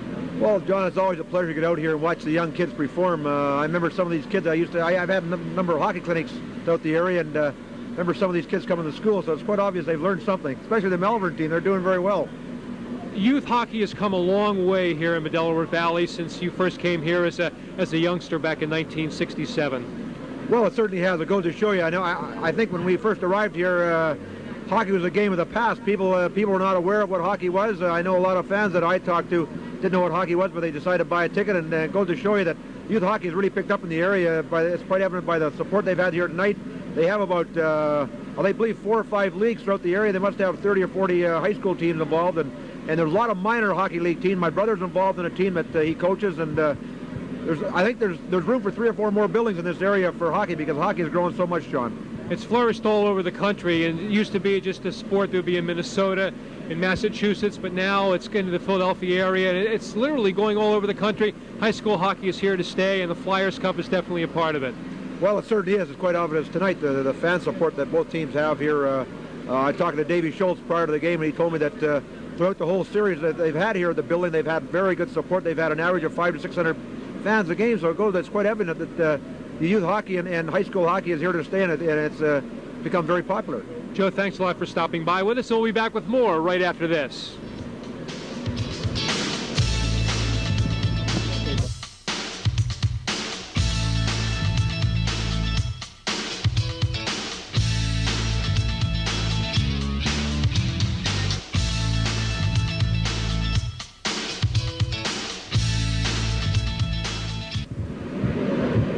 This is Bruce Craig back at the stadium in Havertown. Alongside me on my right is Greg, the Executive Director of Hockey Central. And on my left is Joe Vendetti, a board member from Hockey Central, as well as the tournament chairman. Greg, Hockey Central plays a big role in the Delaware Valley, not only in youth hockey, but also in the Flyers Cup.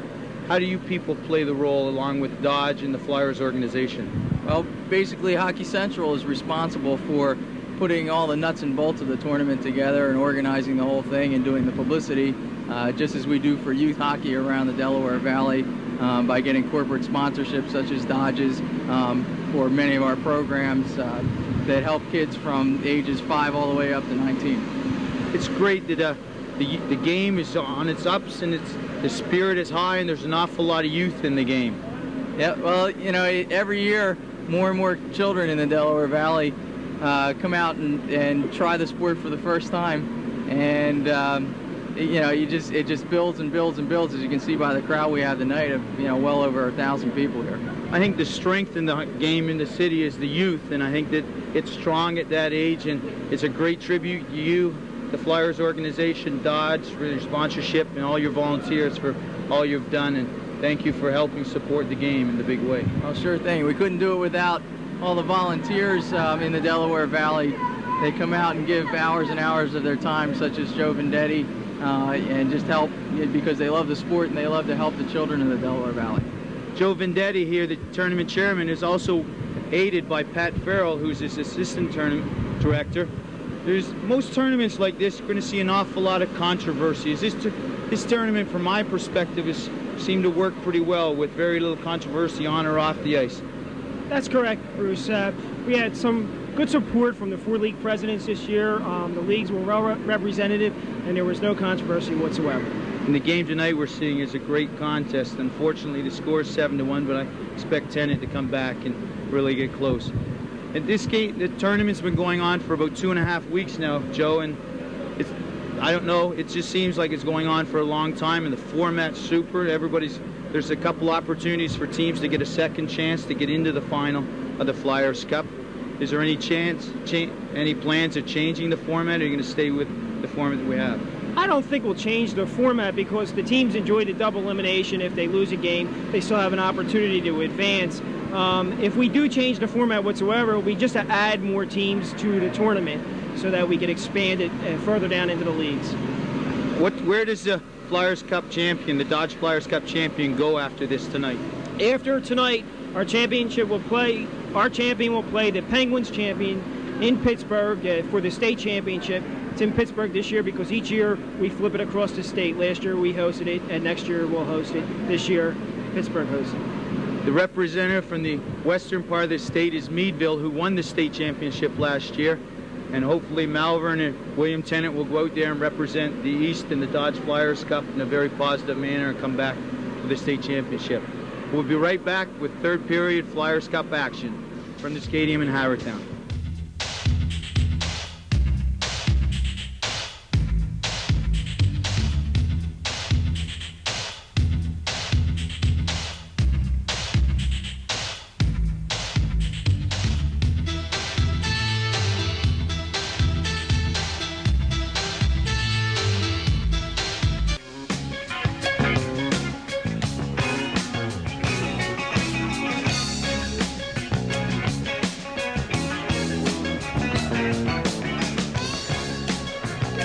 Welcome back to the stadium in Havertown, Pennsylvania. I'm John McAdams along with Bruce Craig and Suburban Sports Network, pleased to bring you this 1990 Dodge Flyers Cup. And after 2 periods of play, well, it's all Malvern. They lead by a score of 7-1. Keith Haig, Scott Haig, and Josh Ritty with first period goals for Malvern. Mike Lang adding one for William Tennent. Tennent had the score tied at 1-1, but since then, 6 unanswered goals by Malvern. In the second period, Keith Grimley, Ben Koya, Keith Haig, and Mark Sakers all tallying for the Friars of Malvern. They lead now by a score of 7-1.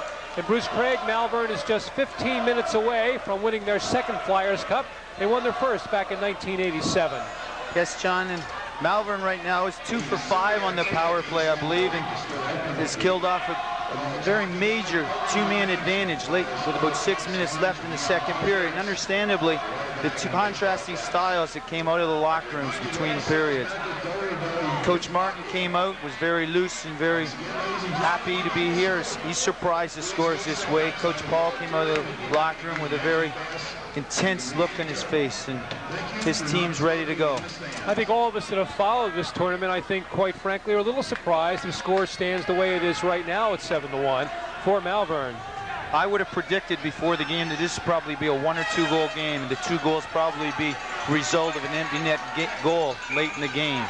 I'm surprised that the score is like this, but Tennent has an awful lot of firepower in their 2 lines that they're using. They probably have 4 or 5 guys off those 2 lines that can score at any time. And keep this in mind, during the course of the regular season, they outscored the opposition 9-1. Even though they're down 6 now, nothing is beyond the realm of possibility.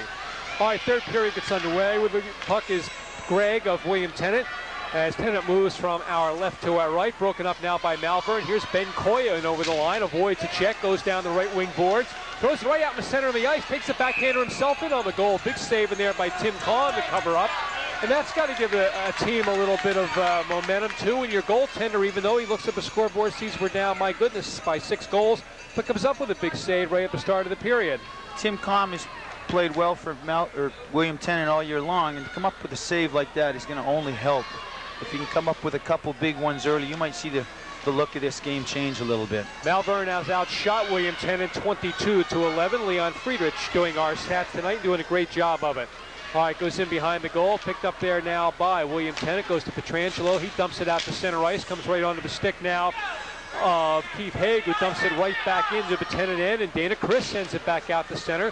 We're going back to his own line to get it out as Malvern preps Keith Haig. And remember, Malvern has the luxury now of playing strictly defensive hockey pretty much for the last 14 minutes of this game, as they're enjoying a big 6-goal boost right now, leading 7-1. Back to the point now to Keith Haig, sends it down along the near boards for Koya, throws it right into the center of the ice where Dana Chris has it now for the black-shirted Panthers, and they come to center. Crossing the center red line, hits now the Malvern line over that line as the puck taken away from him and dumped out to center ice where it's scrambly there as Terry McCabe sends it down into the Tennent end on the far side. Goes now into the corner where 3 players battle for it. Puck still comes loose. Petrangelo winds it around behind his own goal line. Up along the near boards, comes out to center ice where again it comes onto the stick of one of those Haigs, this time Keith. He sends it all the way back behind the William Tennent end. Picked up by Dana Chris, stolen away now by Malvern's John Brentnall. Here's Brentnall along the near side, takes it out to the point now, has it stolen away from him, dumped back into the near corner where it's picked up by John Thompson. Only his second time on the ice this evening. The first time was serving a minor penalty. As Thompson now, we have a whistle, and let's see what they're calling here. Coach Martin has the luxury, John, of substituting using his bench, and it will give all the players on the team a great boost to feel they're part of the team, part of the win, if they get to see some shifts in this third period. Whereas Coach Paul has to stay with the roster that he's been using so far and the strength that's brought him this far. That last play was an offside as the point man has stepped over that blue line, thus the face-off coming outside the blue line on the near side. All right, with the puck now comes down to Grimley. Grimley shot right in front, rebound, score! As Scott Haig picks up his second goal of the evening, as the puck lay in the crease behind goaltender Tim Kahn, and Malvern has upped the ante to 8-1. Once again, Koya picks up the puck to the right of Tim Kahn, sees Grimley all alone in front of the net. The defenseman from William Tennent was sitting back on the doorstep. Grimley got a clean shot, rebound, stuck behind Tim Kahn, and Haig jumped on the rebound. What a night for Scott Haig. He now has 2 goals and 4 assists, and now ups the ante to 8-1, 13 minutes remaining here in this 1990 Dodge Flyers Cup. And we're glad you're with us here on the Suburban Sports Network. Comes out to center now where it's picked up now by Malvern's Mark Sakers. He sends it in over the line, rolls in behind the net. Picked up there by Jeff Grable. Grable winds it around the boards on the near side. Lance Laterre with the puck now. Here's Laterre starting out of his own end. He just flies to center with a pass to Mike Lang. Lang it over the Malvern line, cuts to the near side of the ice, stumbles to the ice as it's cleared by Malvern out to center ice. And again, Malvern has the luxury of doing this. Now we have a Malvern player taken down in there by Mark Hewitt. And Mark Hewitt's going to get a penalty. Now John Brentnall and Mark Hewitt get their sticks up. And now the frustration coming out here a little bit on William Tennent, as the only way Mark Hewitt could take down Bretnall there was literally put an open field tackle on him, and he's going to get a penalty. Joe Paul has the unenviable task right now of standing behind the bench no matter what he says or what he does. Doesn't change the outcome. At times he's been over exuberant, at times he's been very quiet and calm. The puck's just bouncing for Malvern tonight. It's one of those nights where any team on any night can win a game. And this is why they played it. If they did it on paper, there would be no sense in playing the games. That's why every game, any sport is played regardless of what the predicted outcome may be. All right, Sakers with it, gets on the far side now to Opendaker. He sends it in over the line, rolls off the boards and behind the William Tennent goal, wound around on the near side, picked up and dumped out to center ice. Now sent right back in, as with the puck now is Malvern. Comes back to Sakers. Sakers on the far side to Opendaker. Winds up, big shot. Turned aside in there by goaltender Calm. Puck's free now behind the net. Picked up in there now by Grimley. And we have a player down on the ice. And we have a stoppage of play as the net was kicked in there by one of the Malvern players. Forced it to come off the moorings. Immediate stoppage of play.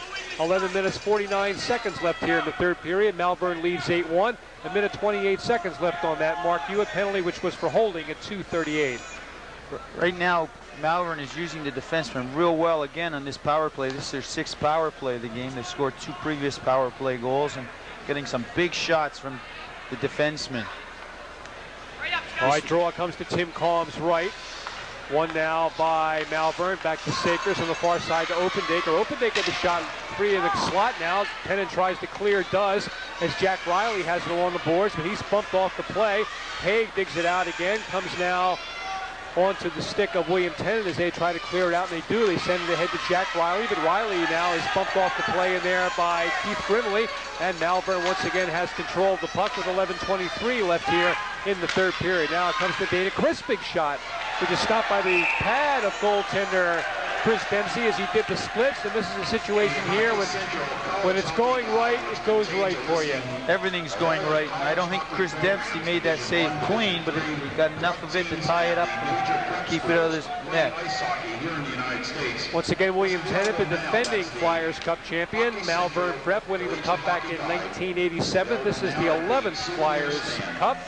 And if you can remember, Bruce, back to the first one many, many years ago, who would think that it would grow into this proportions and also have a full house here in a fine rink made for this rink is almost made for high school hockey. It's a marvelous setting here where everybody's right on top of the players. I think everybody's here, in particular on the Malvern side, has had a marvelous time here this evening and throughout this tournament. This is a fabulous rink to play in. It's clean, it's bright, it's cheery. And when you get 800 or 1,000 people, whatever's here, it just rocks. And run by former Philadelphia Flyer Dave Schultz. All right, goes on the far side, picked up there by Pietrangelo. Pietrangelo now, William Tennent flips it in over the Malvern line, but Joe Washko has had a big game on defense for Malvern, sends it down the length of the ice, and there's that automatic icing. Anybody who tuned in a little bit late, Bruce, why don't we explain that to them again about the automatic icing rule here in high school hockey? A-House, which is the national governing body for hockey in the United States, their rule for the icing from when you dump the puck on your side of the red line all the way down across the goal line is an automatic icing. There's no need for a touch-up like in the pros, and what they're trying to do there is twofold. They're trying to speed up the game. They're also trying to avoid the hits from behind, which in some cases are major penalties as well as game misconducts and game disqualifications. False start from the draw. We'll tell you once again the coverage of the 1990 Dodge Flyers Cup Championship made possible by Dodge Spirit, your best value, and by the Pro Shop at Face Off Circle. All right, draw now comes to goaltender Chris Dempsey's right. There's 10 minutes and 50 seconds remaining here in this final period of play. Malvern enjoying an 8-1 edge over William Tennent in this battle for the 1990 Dodge Flyers Cup. We'll have all the ceremonies coming up after the game. Stay right with us and enjoy them along with Bruce and myself.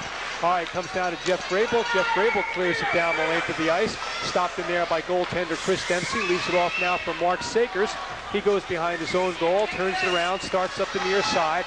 Now gets by Lang at center. Here's Sakers in over the line. Sakers now bumped off the play by Laterre. Penalty is now over. Team's back at full strength. Puck now free along the far side. Picked up there by Malvern's Josh Riddy back now to John Brittenall. He winds up big drive, turned aside by Comm, and Comm had to come through a maze of players to cover up. Comm's out of the hash marks in the face-off circles to make that save. There's a couple players in behind him. Surprising to me, John, how much room the Malvern forwards have to skate. Mark Sakers, normally a defenseman, came from his end of the ice and skated through the neutral zone untouched. VHS copies of this event and all other Suburban Sports Network events are available through Suburban Cable TV. You can call 345-5154 Monday through Friday between 9 and 5 p.m. You're watching the Suburban Sports Network, brought to you on the community television cables of Suburban Cable and Adelphia Cable Communications. Once again, that number, 345-5154. All right, play is on as Malvern sends the puck down the length of the ice. Goaltender Dempsey comes out, makes the easy save, and leaves it off now. Joe Paul right in front of us now, screaming at his players to get in there and press this issue. Now it's stolen away by Greg. Here's Greg with a drive. Oh, just wide of the net. Picked up in there now by Malvern's Ben Koya. Big winger now comes up to center, dumps it out to center ice. Picked up there by Mark Hewitt. Hewitt on the far side to Letaire. Ahead now to Paul Gregg. Turned away by Joe Washko and sent it over the Tennent line, where it's picked up by Lang and sent down the length of the ice. High play now turned around as Grable got a penalty at 4:50. And for Tennent, now we have dumped on the ice on the far side, one of the Malvern players. And we're going to get a penalty here to Lance Letaire. And what this is going to mean, once again, Bruce, that situation where, again, Tennent finds themselves 2 men down and maybe losing a little bit of their control. They're losing a little bit of the control as well as the clock. Even if Malvern doesn't score, we're down to 7:15 left in the game, and they're down 7 goals. It becomes almost an impossible mountain to climb to get back into this game. Now the winner of this game will move on to play for the state championship. They will play the winner, Meadville, out in Pittsburgh on Saturday. What do you know about Meadville, and how do you think the winner of this game will fare against them? Meadville last year was this Western champion also, and came in and played William Tennent here at the stadium in the state championship. And they're big and they're strong and they're quick. All right, here's Keith Grimley standing right on Comm's doorstep and sends it right across the goal mouth, wide of the net. Here's Sakers, winds in, big shot turned aside in there by Comm. 2 men short once again of William Tennent, something that they've had a number of times during this game. Back out to Opendaker in front now to Haig, shot score!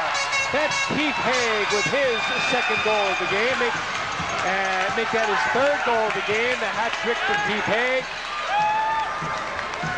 John, I think Mark Opendaker saw Mark Sakers hit the winger sitting off to the right of the net. I think it was Keith Grimley again. Here it is, Opendaker hits Grimley to the left of the net, and it's up and in. Comm is down on his belly, out of the play. Looks like the goal's been called back. Yep, they've waved it off. They say the man was in the crease, so the score will remain 8-1. They will have the face-off outside the blue line to goaltender Tim Comm's right in front of the William Tennent bench and right in front of our Suburban Sports Network tower here as play is on. Comes back now to Opendaker. He sends it in over the line. Right in front now is Scott Haig. His shot. Now the red light doesn't go on. We'll have to assume it's a goal there. We never saw the red light go on. You had mentioned earlier that the 2 Haigs will be leaving Malvern this year. Well, they combined to score the 9th goal. It was Haig from Haig on a great play, and he put a real nice forehand move on Tim Comm and slid it along the ice into the open corner. We're going to see that again. Here we go. Haig to Haig, exactly, and throwing it in there with the goal is Scott Haig, and Scott Haig now makes it 9-1. And probably the reason the red light didn't go on, it's been turned on so many times now at that one end, it's probably burned out. They might have been burned out, and Tim Comm might have asked for it not to be turned on. Is that the old goaltender's redneck? Yes, it is. He forgot his copper tone. All right, with it now is Petrangelo behind the zone net. Petrangelo tries to clear right onto the stick of John Thompson. And we have a roughing call coming up here as Greg now for William Tennent, along with the Malvern player Opendaker are both going into the penalty box. As you see the doors swinging open over there on the far side. Opendaker is already in for Malvern. I think there's a premise here that must be preached by both coaches, John, is that you win with pride and you lose with dignity. And right now, we don't want this to turn ugly like the Rangers Islanders the other night. Let's talk about the Rangers a little bit. You've got to be very proud. Hockey Central in particular, Mike Richter, who played in the Flyers Cup back here in the mid-'80s, played for Germantown Academy, and now is playing in the National Hockey League with the New York Rangers. He's had a marvelous 2 games against the Islanders, stopping a penalty shot in Game 1 and stopping a couple of clean breakaways in Game 2. And this has to be a very, very, I think, big moment of pride for all those who are connected with Hockey Central. All those people that know Michael, and there are a number in the Delaware Valley, know of him or know him personally. I had the pleasure of coaching him. I can't take any credit for his development. He was an extraordinary athlete, and he did an a lot of it on his own. And he's representing the area well. I think the area is extremely strong in goaltending.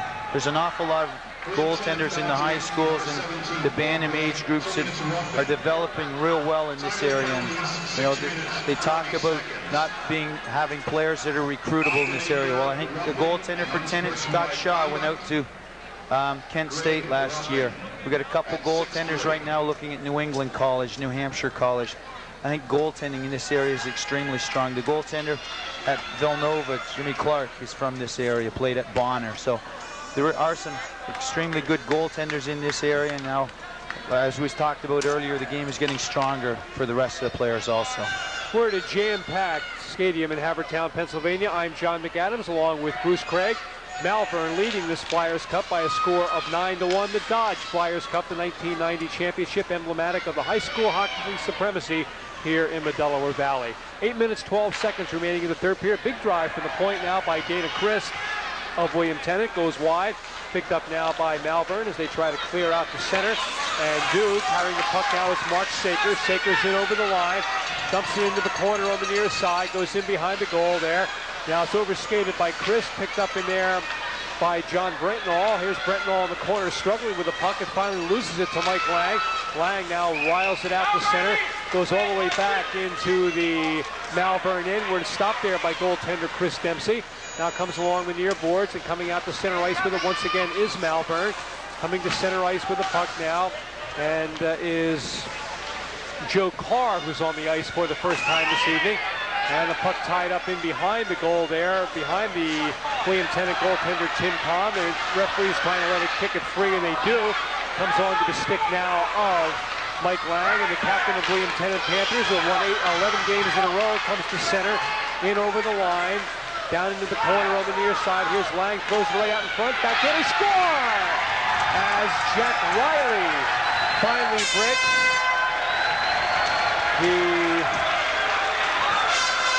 Lang came across the blue line that time. John and Dipsy doodled all the way down to the goal line. Saw Riley sitting in front of the net, put the puck on his stick, and as Chris Dempsey moved across the crease, he put it in the corner behind him. And here we go as it comes now down to Lang. Right out in front there, and Riley puts it in, and it's now a 9-2 game, and that breaks up an eight goal run that Malvern had and makes it 9-2. But time definitely against the Panthers of William Tennent now, as the score is 9-2, but just 7 minutes and 4 seconds remaining on that big clock. And also it looks like we're getting some more penalties over there, as another Malvern player had gone in after that goal, so we'll just have to wait and see what's called here. Tennent's going to go on the power play, and another quick goal could liven things up here a little bit. One of the things that's tough to teach players that Lang did that time, after he made that pass to Riley, he went to the front of the net to screen the goaltender and also picked up any rebounds or tip-ins. John Brentnall was in the box. So Tennent will have the power play. It'll be 5 against 4. Taking the draw at center ice will be Captain Mike Lang, along with Keith Grimley of the Friars. We'll tell you just one more time, the VHS copies of this event and all other Suburban Sports Network events are available through Suburban Cable TV. You can call 345-5154 Monday through Friday between 9 and 5. You're watching the Suburban Sports Network, brought to you on the community television channels of Suburban Cable TV and Adelphia Cable Communications. All right, play is on. Comes along the near side where it's picked up by Keith Haig, who dumps it to the Tennent line. Tennent dumps it right back to the Malvern line on the far side of the ice and just dumped across on the near side right in front of us to Mike Lang. His pass given away, taken now by Scott Haig. Here's Hagen over the line. Haig trying to get the backhander off, but he's run off the play. That last goal scored by Riley from Lang and Laterre comes at 7:56. It's now a 9-2 hockey game. Don't forget the ceremonies and the awards coming up after the game. We'll have it for you right here. Here's Scott Haig over the line, bumped by Dana Christ. Now going in behind his own net to pick up that loose puck was Mark Hewitt. He stumbles, falls to the ice. Big hit on Hewitt, taken in there by Scott Haig. Comes back now to Joe Washko. Washko bumped off the play by Dana Christ, and here's Chris turning it around. And now we've got another penalty upcoming here as Washko was dumped to the ice by Lance Laterre, and Lance Laterre will go off again. And this will negate the power play opportunity that William Tennent had. The teams will skate now 4 aside. 6:14 remaining here in the third period. Bruce, 9-2 Malvern. Once again, Tennent has taken themselves out of the power play with a little bit of a frustration penalty. A hit from behind at open ice. We had talked about the hits from behind on the icing. That hit from behind in open ice is a minor. When it's near the boards is when it becomes a little malicious and they start to think about major and game misconduct. And what they're trying to avoid is the head and neck injuries that result from a player being 3 or 4 feet from the boards, getting hit from behind, being out of control, and smucking his neck on the boards. Both of Tennant's goals this evening on the power play. Malvern also has a pair of power play goals and also a shorthanded goal as they lead here by a score of 9-2. We talked earlier, John, and I just want to clear something up. We talked about the goaltenders union, and we joked about the sunburn on the neck of the goaltending. I feel for Coach Joe Paul as well as goaltender Tim Combe. Right now, Tim Combe is out there, and he's out there for the full 45 minutes, has nowhere to hide, is a little bit down on himself, but very few of the goals we can attribute to him. Joe Paul, I feel from a coaching standpoint, he's doing everything that he can to motivate his players. Unfortunately, at times, nothing works. Now Lance Laterre, the fine little player for Joe Paul, has now left with a 10-minute misconduct. You take a 96-point score out of there, and member of last year's All Flyers Cup tournament, and really an acknowledged leader out on the ice. And I think that kind of sums up the whole game right now. Yes, it does. I think that he and Lang have both been shut down very effectively by Malvern, and which is taken away. You had said earlier that Lang had over 100 points, and I think when you take 200 points and an awful lot of prolific scoring off of one line, it really hurts, and your depth disappears real quick. 6:10 to go now, 9-2. Malvern leading it with the puck now is Keith Haig. He takes it over the line, splits the defense drive right into the chest protector of Tim Combe, and here you have to give the young man some credit there. Stayed right with it. He's seen a lot of rubber tonight. He's played the full 45 minutes. I feel for the way he feels right now, and I give him a lot of respect for the way he's playing. He's come up with a couple big saves in this period. Joe Paul right in front of us, still coaching to the hilt. You have to give him a lot of credit too. When you're down 7 goals, it's very easy to pack it in. He'll coach right through the game, and I'm sure when they go in the locker room after the game, he's going to coach again. There's an awful lot of respect that he's going to offer these players when they're going. Comes right in front to Scott Haig and drive past Tim Combe, and Malvern now has jumped into double figures with their 10th goal of the game. They now lead by a score of 10-2, and these Haig brothers have been scoring machines here. And with the one Scott Haig make that Keith Haig graduating.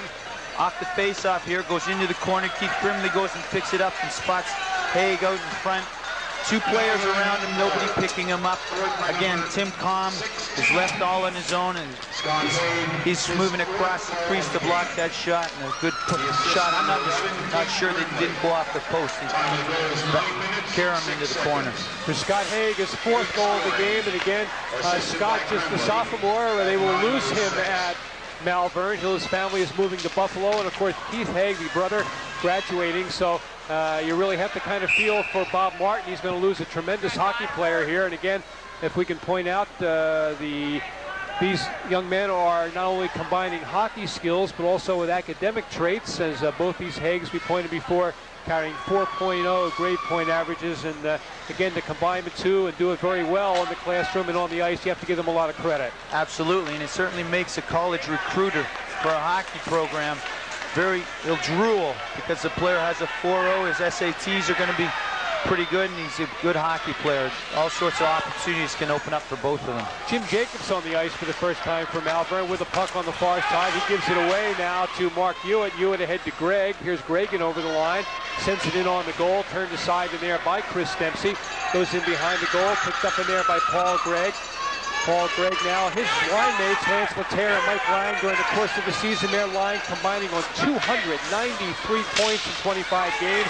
They've had a great season for William Tennent, take nothing away from them. They went into this game 22-2-1, not losing a game since the 8th of February, winning 11 in a row. And even though they kind of lose one here this evening, big time, you can't take it away. They've had a great season, have the Panthers. Here's Sakers in over the line on the far side. First Sakers goes to Koya back in and he scores. Ben Koya with a goal, and Malvern has just blown this game wide open. And as we said, probably since midway through the first period, Bruce, when the puck is bouncing your way, it bounces your way. Boy, these guys look like Wayne Gretzky out there. The puck, with his perception, here Sakers comes across the line, sees Koya on the far side, and takes Tim Tom out of the net. Just had a change in goal. Tim Thomas being pulled out for Brian Gagliani. We got a change in goal in the Tennent net. I have to go back to a thought we had earlier, John. We talked earlier, and I saw an article in today's paper, and my question was, is William Tennent looking past Malvern to Meadville? And it certainly read that way in the paper. And regardless of whether you say anything to the players, they might read it in the paper, any hint, you as the coach, it transcends down to the players. And unfortunately, it certainly looks like that. But they're great champions and great representatives of the Suburban High School Hockey League. They have nothing to be ashamed of. They've come to play, and they played with pride and dignity. And unfortunately, Malvern got all the bounces tonight, and the game is a blowout. All right, Brian Gagliano is a sophomore, 15 years of age. Played only 4 games during the course of the season. His goals against marked 3.25. Another young man makes his debut on the ice this evening, in this game anyway, Joe Della Campagna, a freshman, just 15 years old, and the freshman getting some opportunities here for Malvern Prep. High play is on now with Joe Carr in over the line. He's bumped off the play. It's now an 11-2 game. Koya getting that last goal from Sakers and Grimley at 10-20, making it 11-2 Malvern.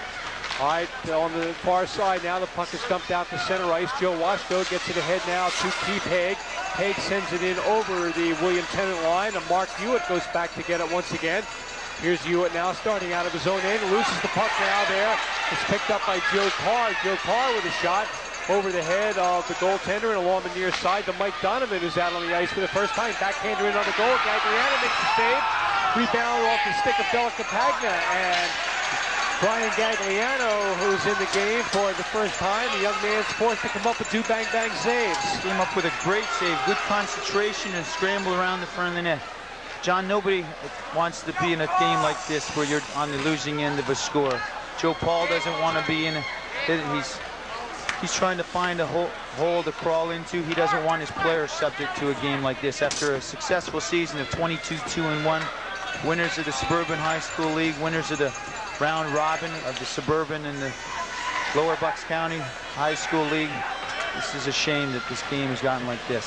All right, goes into the corner on the far side. Young Peter Petrangelo, who will be back next year, just a junior, loses control of the puck now. Mike Lang has to be captain and the senior. This will be his last game. 106 points for Mike Lang during the season. He sends it ahead to Tim Brown. It's just a sophomore. He'll be back. Goes into the corner on the far side. Brian Connor out on the ice for the first time. He sends it ahead now to Jim Jacobs. Jacobson over the line. As Malvern going with a lot of the players who don't see a lot of action during the course of the season. And of course, not getting an opportunity to say that they competed in the Dodge Flyers Cup. Now we have a Malvern player sent flying. That was Jim Jacobs, and we're going to get another penalty here for William Tennent. And kind of, I guess, a frustration call there, or penalty there, as Petrangelo will be the player tagged, I do believe, and he's being sent to the locker room. I don't know if he's being sent, John, or if he's going on his own. This gives Bob Martin, coach of Malvern, an opportunity to use his younger players. And with a score like this and a power play, he is using dignity, and he is putting out players that haven't seen too much ice time tonight. Petrangelo is going right to the locker room to our right, and Mike Bernstein will go into the penalty box. And we'll wait for the official call here, and Leon Friedrich will get all the information down for us. 3:15 remaining here in the third period from the stadium in Havertown. I'm John McAdams along with Bruce Craig. Malvern leading by a score of 11-2. I hope that Mike Petrangelo isn't hurt with this late in the season. You don't want an injury that's going to put him out for a couple of weeks and keep him away from his normal life. Mike Donovan sent flying in there as the puck comes in behind the William Tennent goal. Stopped by Gagliano, flew it out to the point now to Connor. Brian Connor, who is also a freshman, just 15 years of age, rolls it down the boards. Picked up in there by Paul Gray. Gray coming to center. His pass, good pass, right on the Mike Lang stick. Lang over the line. He's taken down in there by Oppendaker. Comes back to Gray. Gray on the corner on the far side. Bumped off the play. Picked up now by Oppendaker. Gives it away to Lang. Thrown right out in front to Gray. Gray can't get a handle on it. Finally does. And it comes out to center ice where Tennent's going to have to go back and regroup with 2 minutes, 21 seconds left here in the third period of play. And Malvern leading by a score of 11-2. Brian Connor clears it off the boards, out to center now, where it comes to Jeff Grable, senior defenseman, playing his last game for William Tennent. Sends it in over the Malvern line again. Picked up by Brian Connor, tries to roll it out. And picking up the puck is Mike Donovan. He loses control. Drive in there by Tennent, knocked down by Connor. Sent to the feet now of Mike Donovan, and Donovan starts out to center ice. Now he's having trouble with it on the boards on the far side. Goes down to Joe Carr. Joe Carr now sends it into a scramble in a body of players, and finally the puck is dug free and picked up by Dana Christ, who falls down. Now taken away now by Mike Oppendaker. Oppendaker's pass broken up in there by Tennent. With it sent back to Joe Washko, who intercepts for Malvern inside his own zone, near side. Comes on the far side now to John Thompson. We're down to the last minute 25 of this hockey game. Jeff Grable with it now, dumps it out to Paul Gregg. Plays scrambly now, as you can imagine, with a 9-goal deficit that Tennent looks at, and Malvern just trying to get the clock to wind down as we're down to the last minute 10 seconds in this 1990 Dodge Flyers Cup. Here's Lang now come right down in front. He tries to pass to Paul Gregg. He couldn't get a stick on it. Good scoring opportunity there for William Tennent. Thrown back out in front to Grable again, and cleared away now by Malvern, as Malvern is just 54 seconds away from winning their second Dodge Flyers Cup. Goes the length of the ice. Brian Gagliano, who came on in relief of goaltender Tim Combs, stops it. Turned ahead now by Tennent as they try to come to center. Broken up now once again, this time by John Thompson of Malvern Prep. Sent onto the stick now of Mike Lang of Tennent. He turns it around, comes to center. Half a minute remaining in this hockey game and in the season.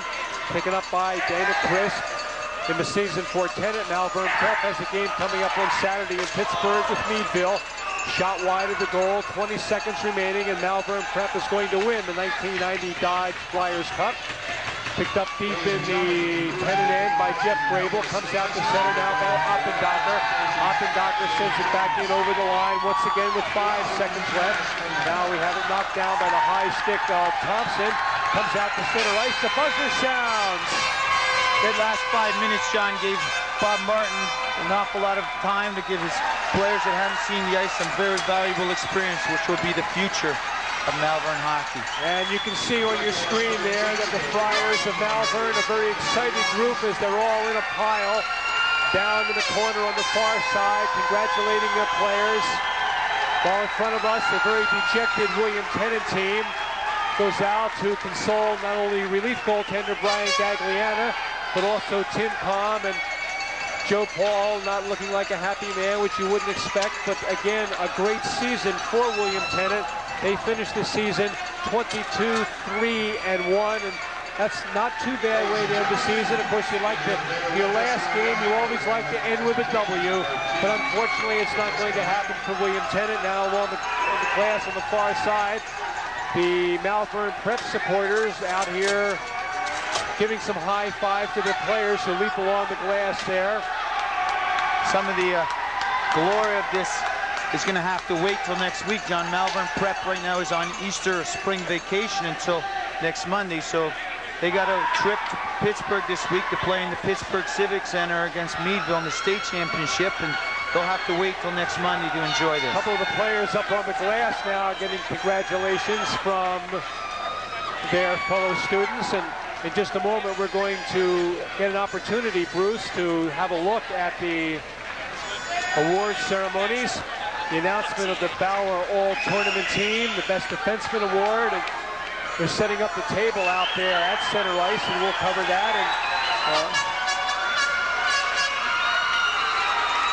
And now the two teams will come to center. One of the marvelous traditions of hockey, Bruce, where the teams have been battling hammer and thong for 45 seconds, or 45 minutes, are now out there shaking hands, and a great spirit of sportsmanship. There's equal respect on both sides, and while the camera was on the Malvern team at one end, you can see the closeness that we talked about earlier of the William Tennent players. They've lived together since September or October as a team.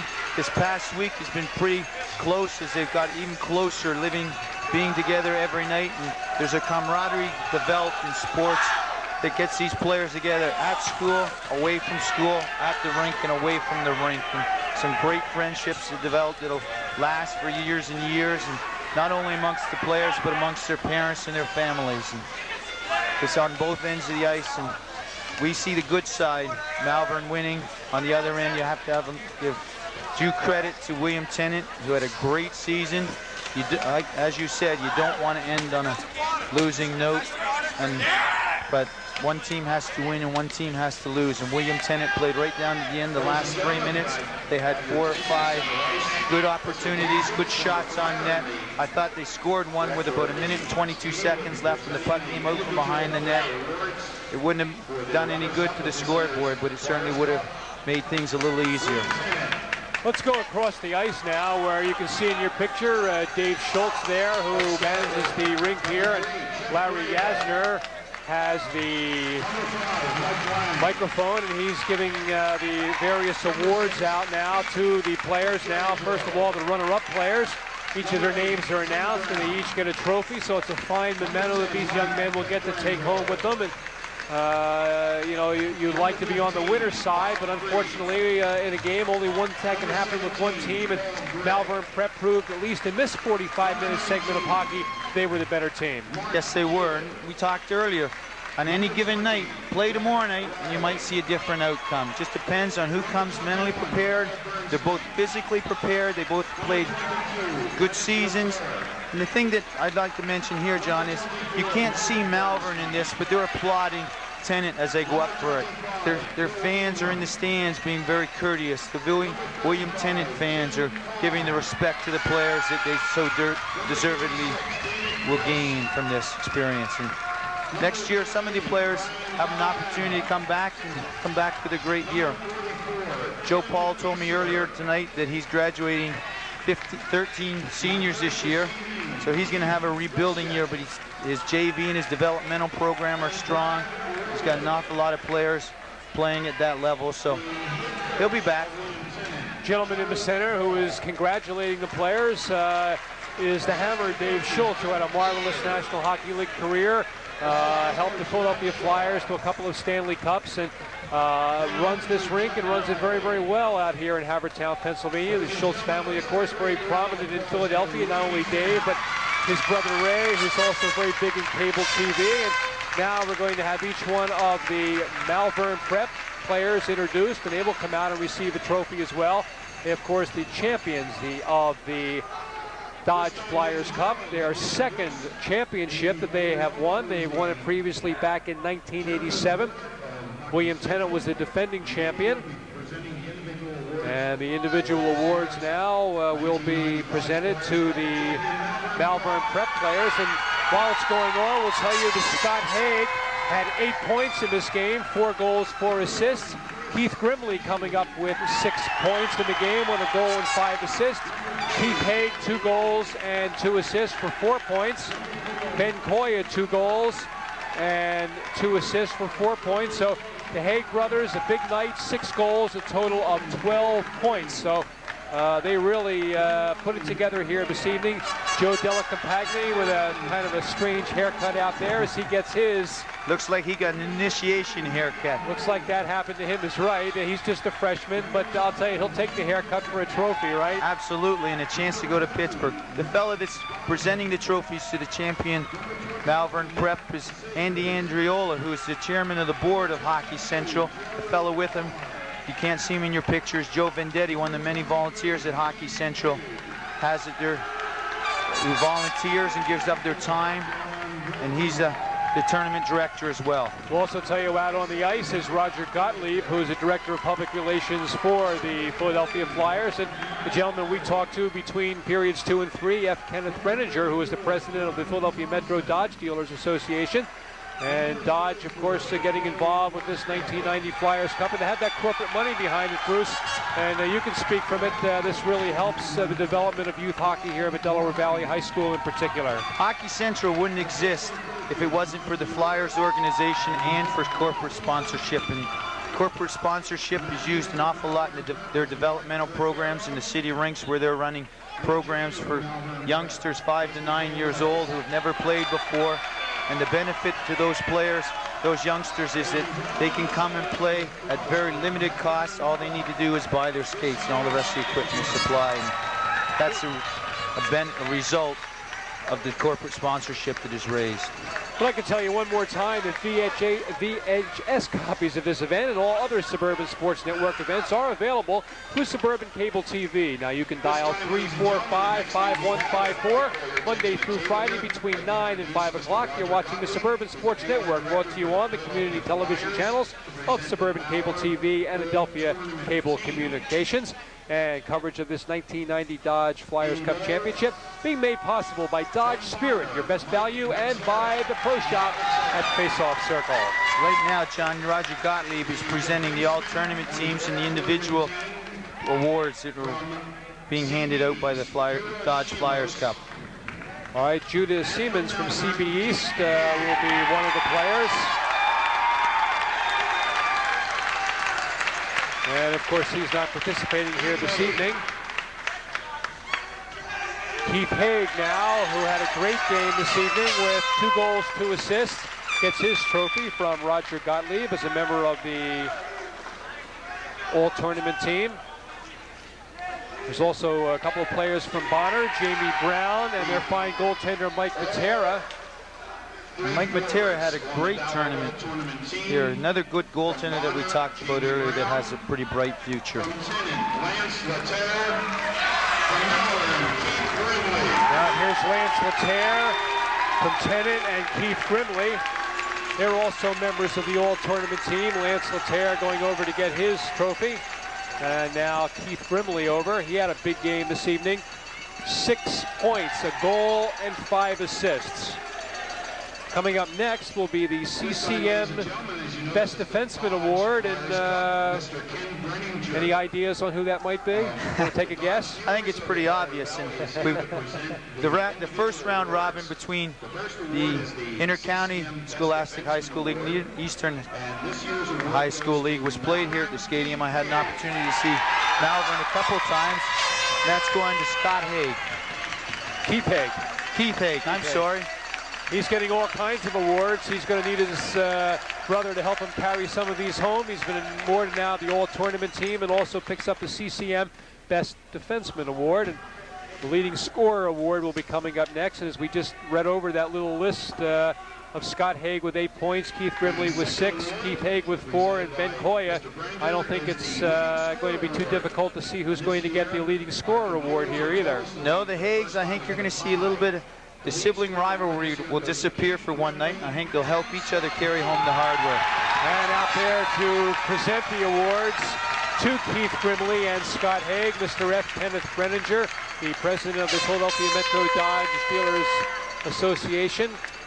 And those awards you see on your screen there. Joe Vendetti also out there, and as the players proudly pose for pictures. And this has to be a proud moment in these young men's lives.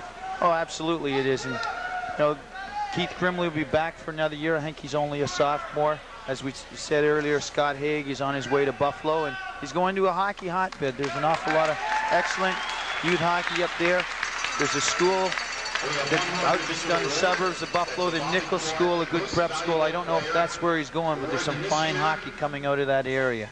Now the Bobby Clark Most Valuable Player Award. Keith Haig, and the senior has really taken some hardware home here this evening. The Best Defenseman Award, the Bobby Clark Most Valuable Player Award, a member of the All-Tournament team. Well, I'll tell you, that's got to be just really a proud moment for this young man. And William Tennent now directly below us, sadly leaving the ice, and I'm sure that you'll see the customary victory lap that William Tennent, or that Malvern will take momentarily, as the award being made now to Keith Haig for the Bobby Clark Most Valuable Player Tournament. Once again, the final score of this game, 11-2. Tennent having the score tied at 1-1 midway through period 1. Malvern coming back with 8 unanswered goals to win this game going away. Malvern coming up during the course of the game with 3 power play goals, a shorthanded goal, a pair of power play goals for William Tennent. We don't have the shots in the third period, but a lot of rubber seen by the 2 goaltenders this evening for William Tennent, Tim Calm and Brian Gagliano. I'm glad I'm not a prognosticator, John, because I would have thought that, or I saw the first 3, 4, 5 minutes of the game, William Tennent came out flying. I would have thought that the game, they might get away from Malvern. They might come out, be down a couple goals real quick. I'm glad I do the coaching and have to only worry about the final score from that perspective. I don't want to predict. And I thought this game would have been a 1 or 2 goal game, but as we stated, all the bounces went to Malvern. The pucks came off the boards clean to them. They played, I think, about 50% better than I saw them play against Bonner last week. And they've had a great tournament. They took the hard route to get here. They lost 1 game to Bonner, 1-0 in the round robin, and had to come back and play 2 games last week. And they've come out here tonight and represented themselves as well as Houston High School Hockey League very admirably. Now the moment they've all waited for, the Flyers Cup will be presented to Scott Haig, and I'm sure you're going to see the customary victory lap around the ice here. And making the presentation, Mr. Kenneth Brenninger, along with Greg Scott of Hockey Central, who does a great job and put together a great tournament here. And they're all posing for some pictures here. And the Flyers Cup is going out to Malvern, Pennsylvania, the small school with an enrollment of just a little over 400. And it seems that most of them are now concentrated in that area right behind where the presentations are being made on the far side of the ice. Now the players all coming over for the picture around the Flyers Cup as it hoisted high over the head for everyone to see, the Malvern fans in particular. Players holding the 1 finger up to show that we're number 1, and there goes that customary lap that all championships bring. And I really, again, a proud moment not only for the players, but for their fans as well. And now they're holding the cup up for some of their fans to be able to touch it. And a big moment for this school that was the champions during the regular season of the Eastern High School Hockey League, and have culminated it here by winning the 1990 Dodge Flyers Cup. Another example of how this tournament has grown, John. This started at the class of 23. A number of years ago, Archbishop Carroll was the first victor, as you had stated. And we're now at the stadium in Havertown. It's been here for the last 4 or 5 years, has grown. And if you take a look around, nobody is left. The youngsters are still here. It's going to be a great tournament for years to come. And some of these youngsters, the little guys hanging over the boards with the Quakers jackets on, or the Bristol jackets on, or the Haverford Hawks jackets on, they all want to play and have an opportunity to participate in this tournament. Here's that victory lap that we were telling you about, and the cup being handled by the various members of the Malvern Prep, and we'll be back with more right after this.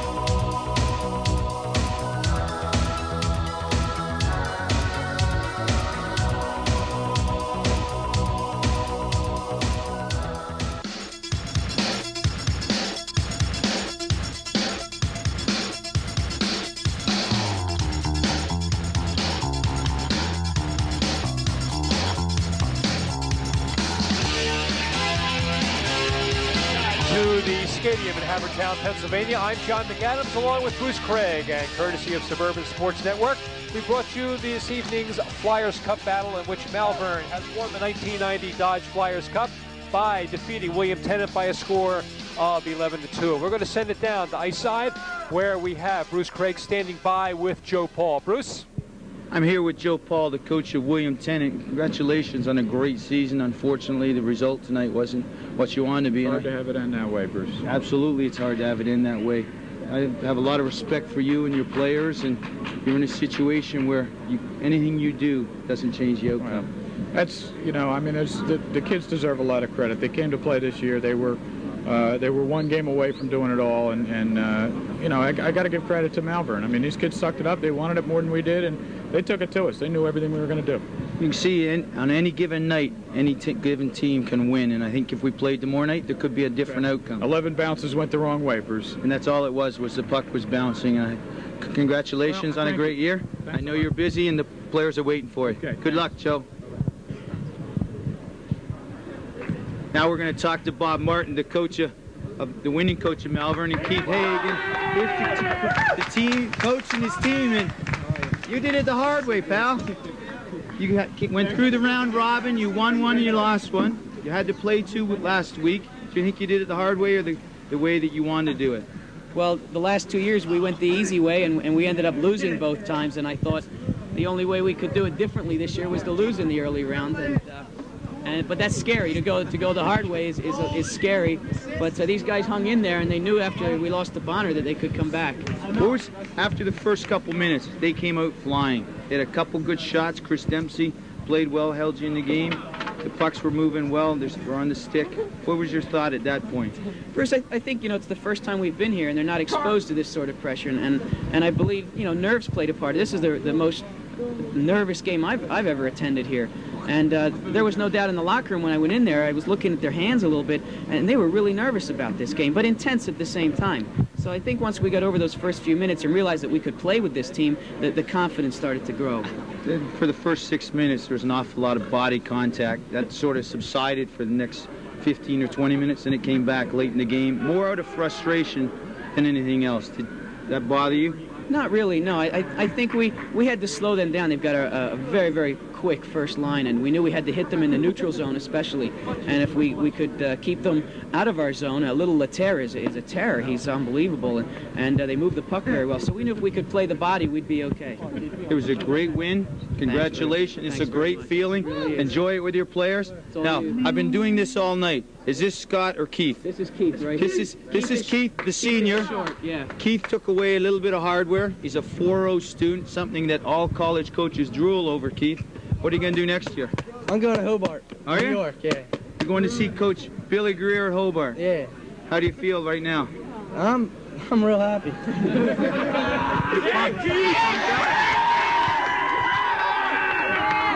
All right, enough. You're extremely eloquent. I can't even speak. You got me so excited. Right.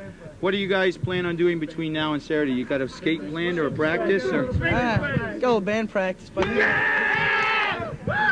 no, I don't know what we're gonna do. I mean, we're gonna have a little party, I think, and then hope it's only a little one. Hope it's only a little one. It's a little one, yeah. Little one. You guys aren't gonna be able to enjoy this with the student body till next week. I think you're on spring break, aren't you? Yeah, right now we are.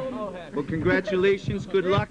Good luck in Pittsburgh in the Civic Center, and don't let the Penguins intimidate you. All right. We'll be right back after this.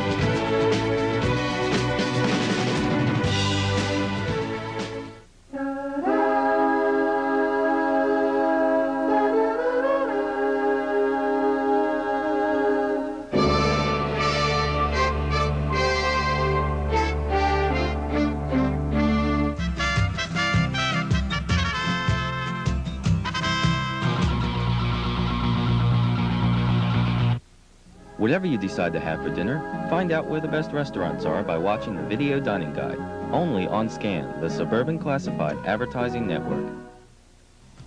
You too can advertise your business or service on Cover to Cover. Deliver your message to more than 50,000 homes in Bucks and Hunterdon counties. To find out how effective yet inexpensive television advertising can be, call 345-5154. Man, radio check, 1, 2, 3. 7 miles northeast with the cardiac. Roger, running, thanks. Hold those two F-16 short. Switch to ILS. With an Air Force ROTC college scholarship, you can go as far as your talent and drive take you. Aim high, Air Force.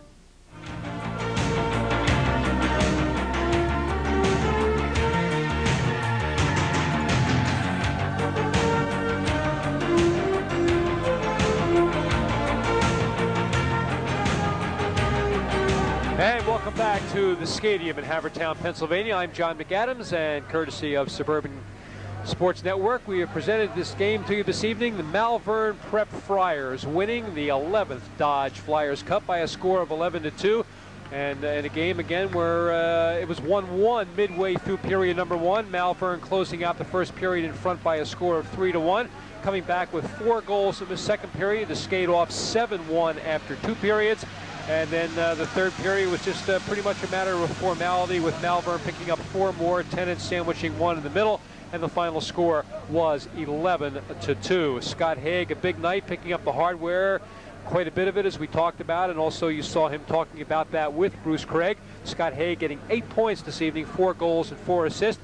Big game for Keith Grimley, a goal and 5 assists, 6 points. Ben Koya had 4 points on 2 goals and 2 assists, and Scott Haig's brother Keith picking up 2 goals and 2 assists. And just an overwhelming performance here by Malvern Prep this evening. They win it by a score of 11-2, and along the way, as we mentioned, a lot of rubber being fired at the William Tennent goaltender. The final shots on net, 35-13, and this is kind of surprising, Bruce, that in the last 2 periods, William Tennent, with such firepower throughout the regular season, averaging almost 9 goals per game, were only able to garner 6 shots on the Malvern Prep net.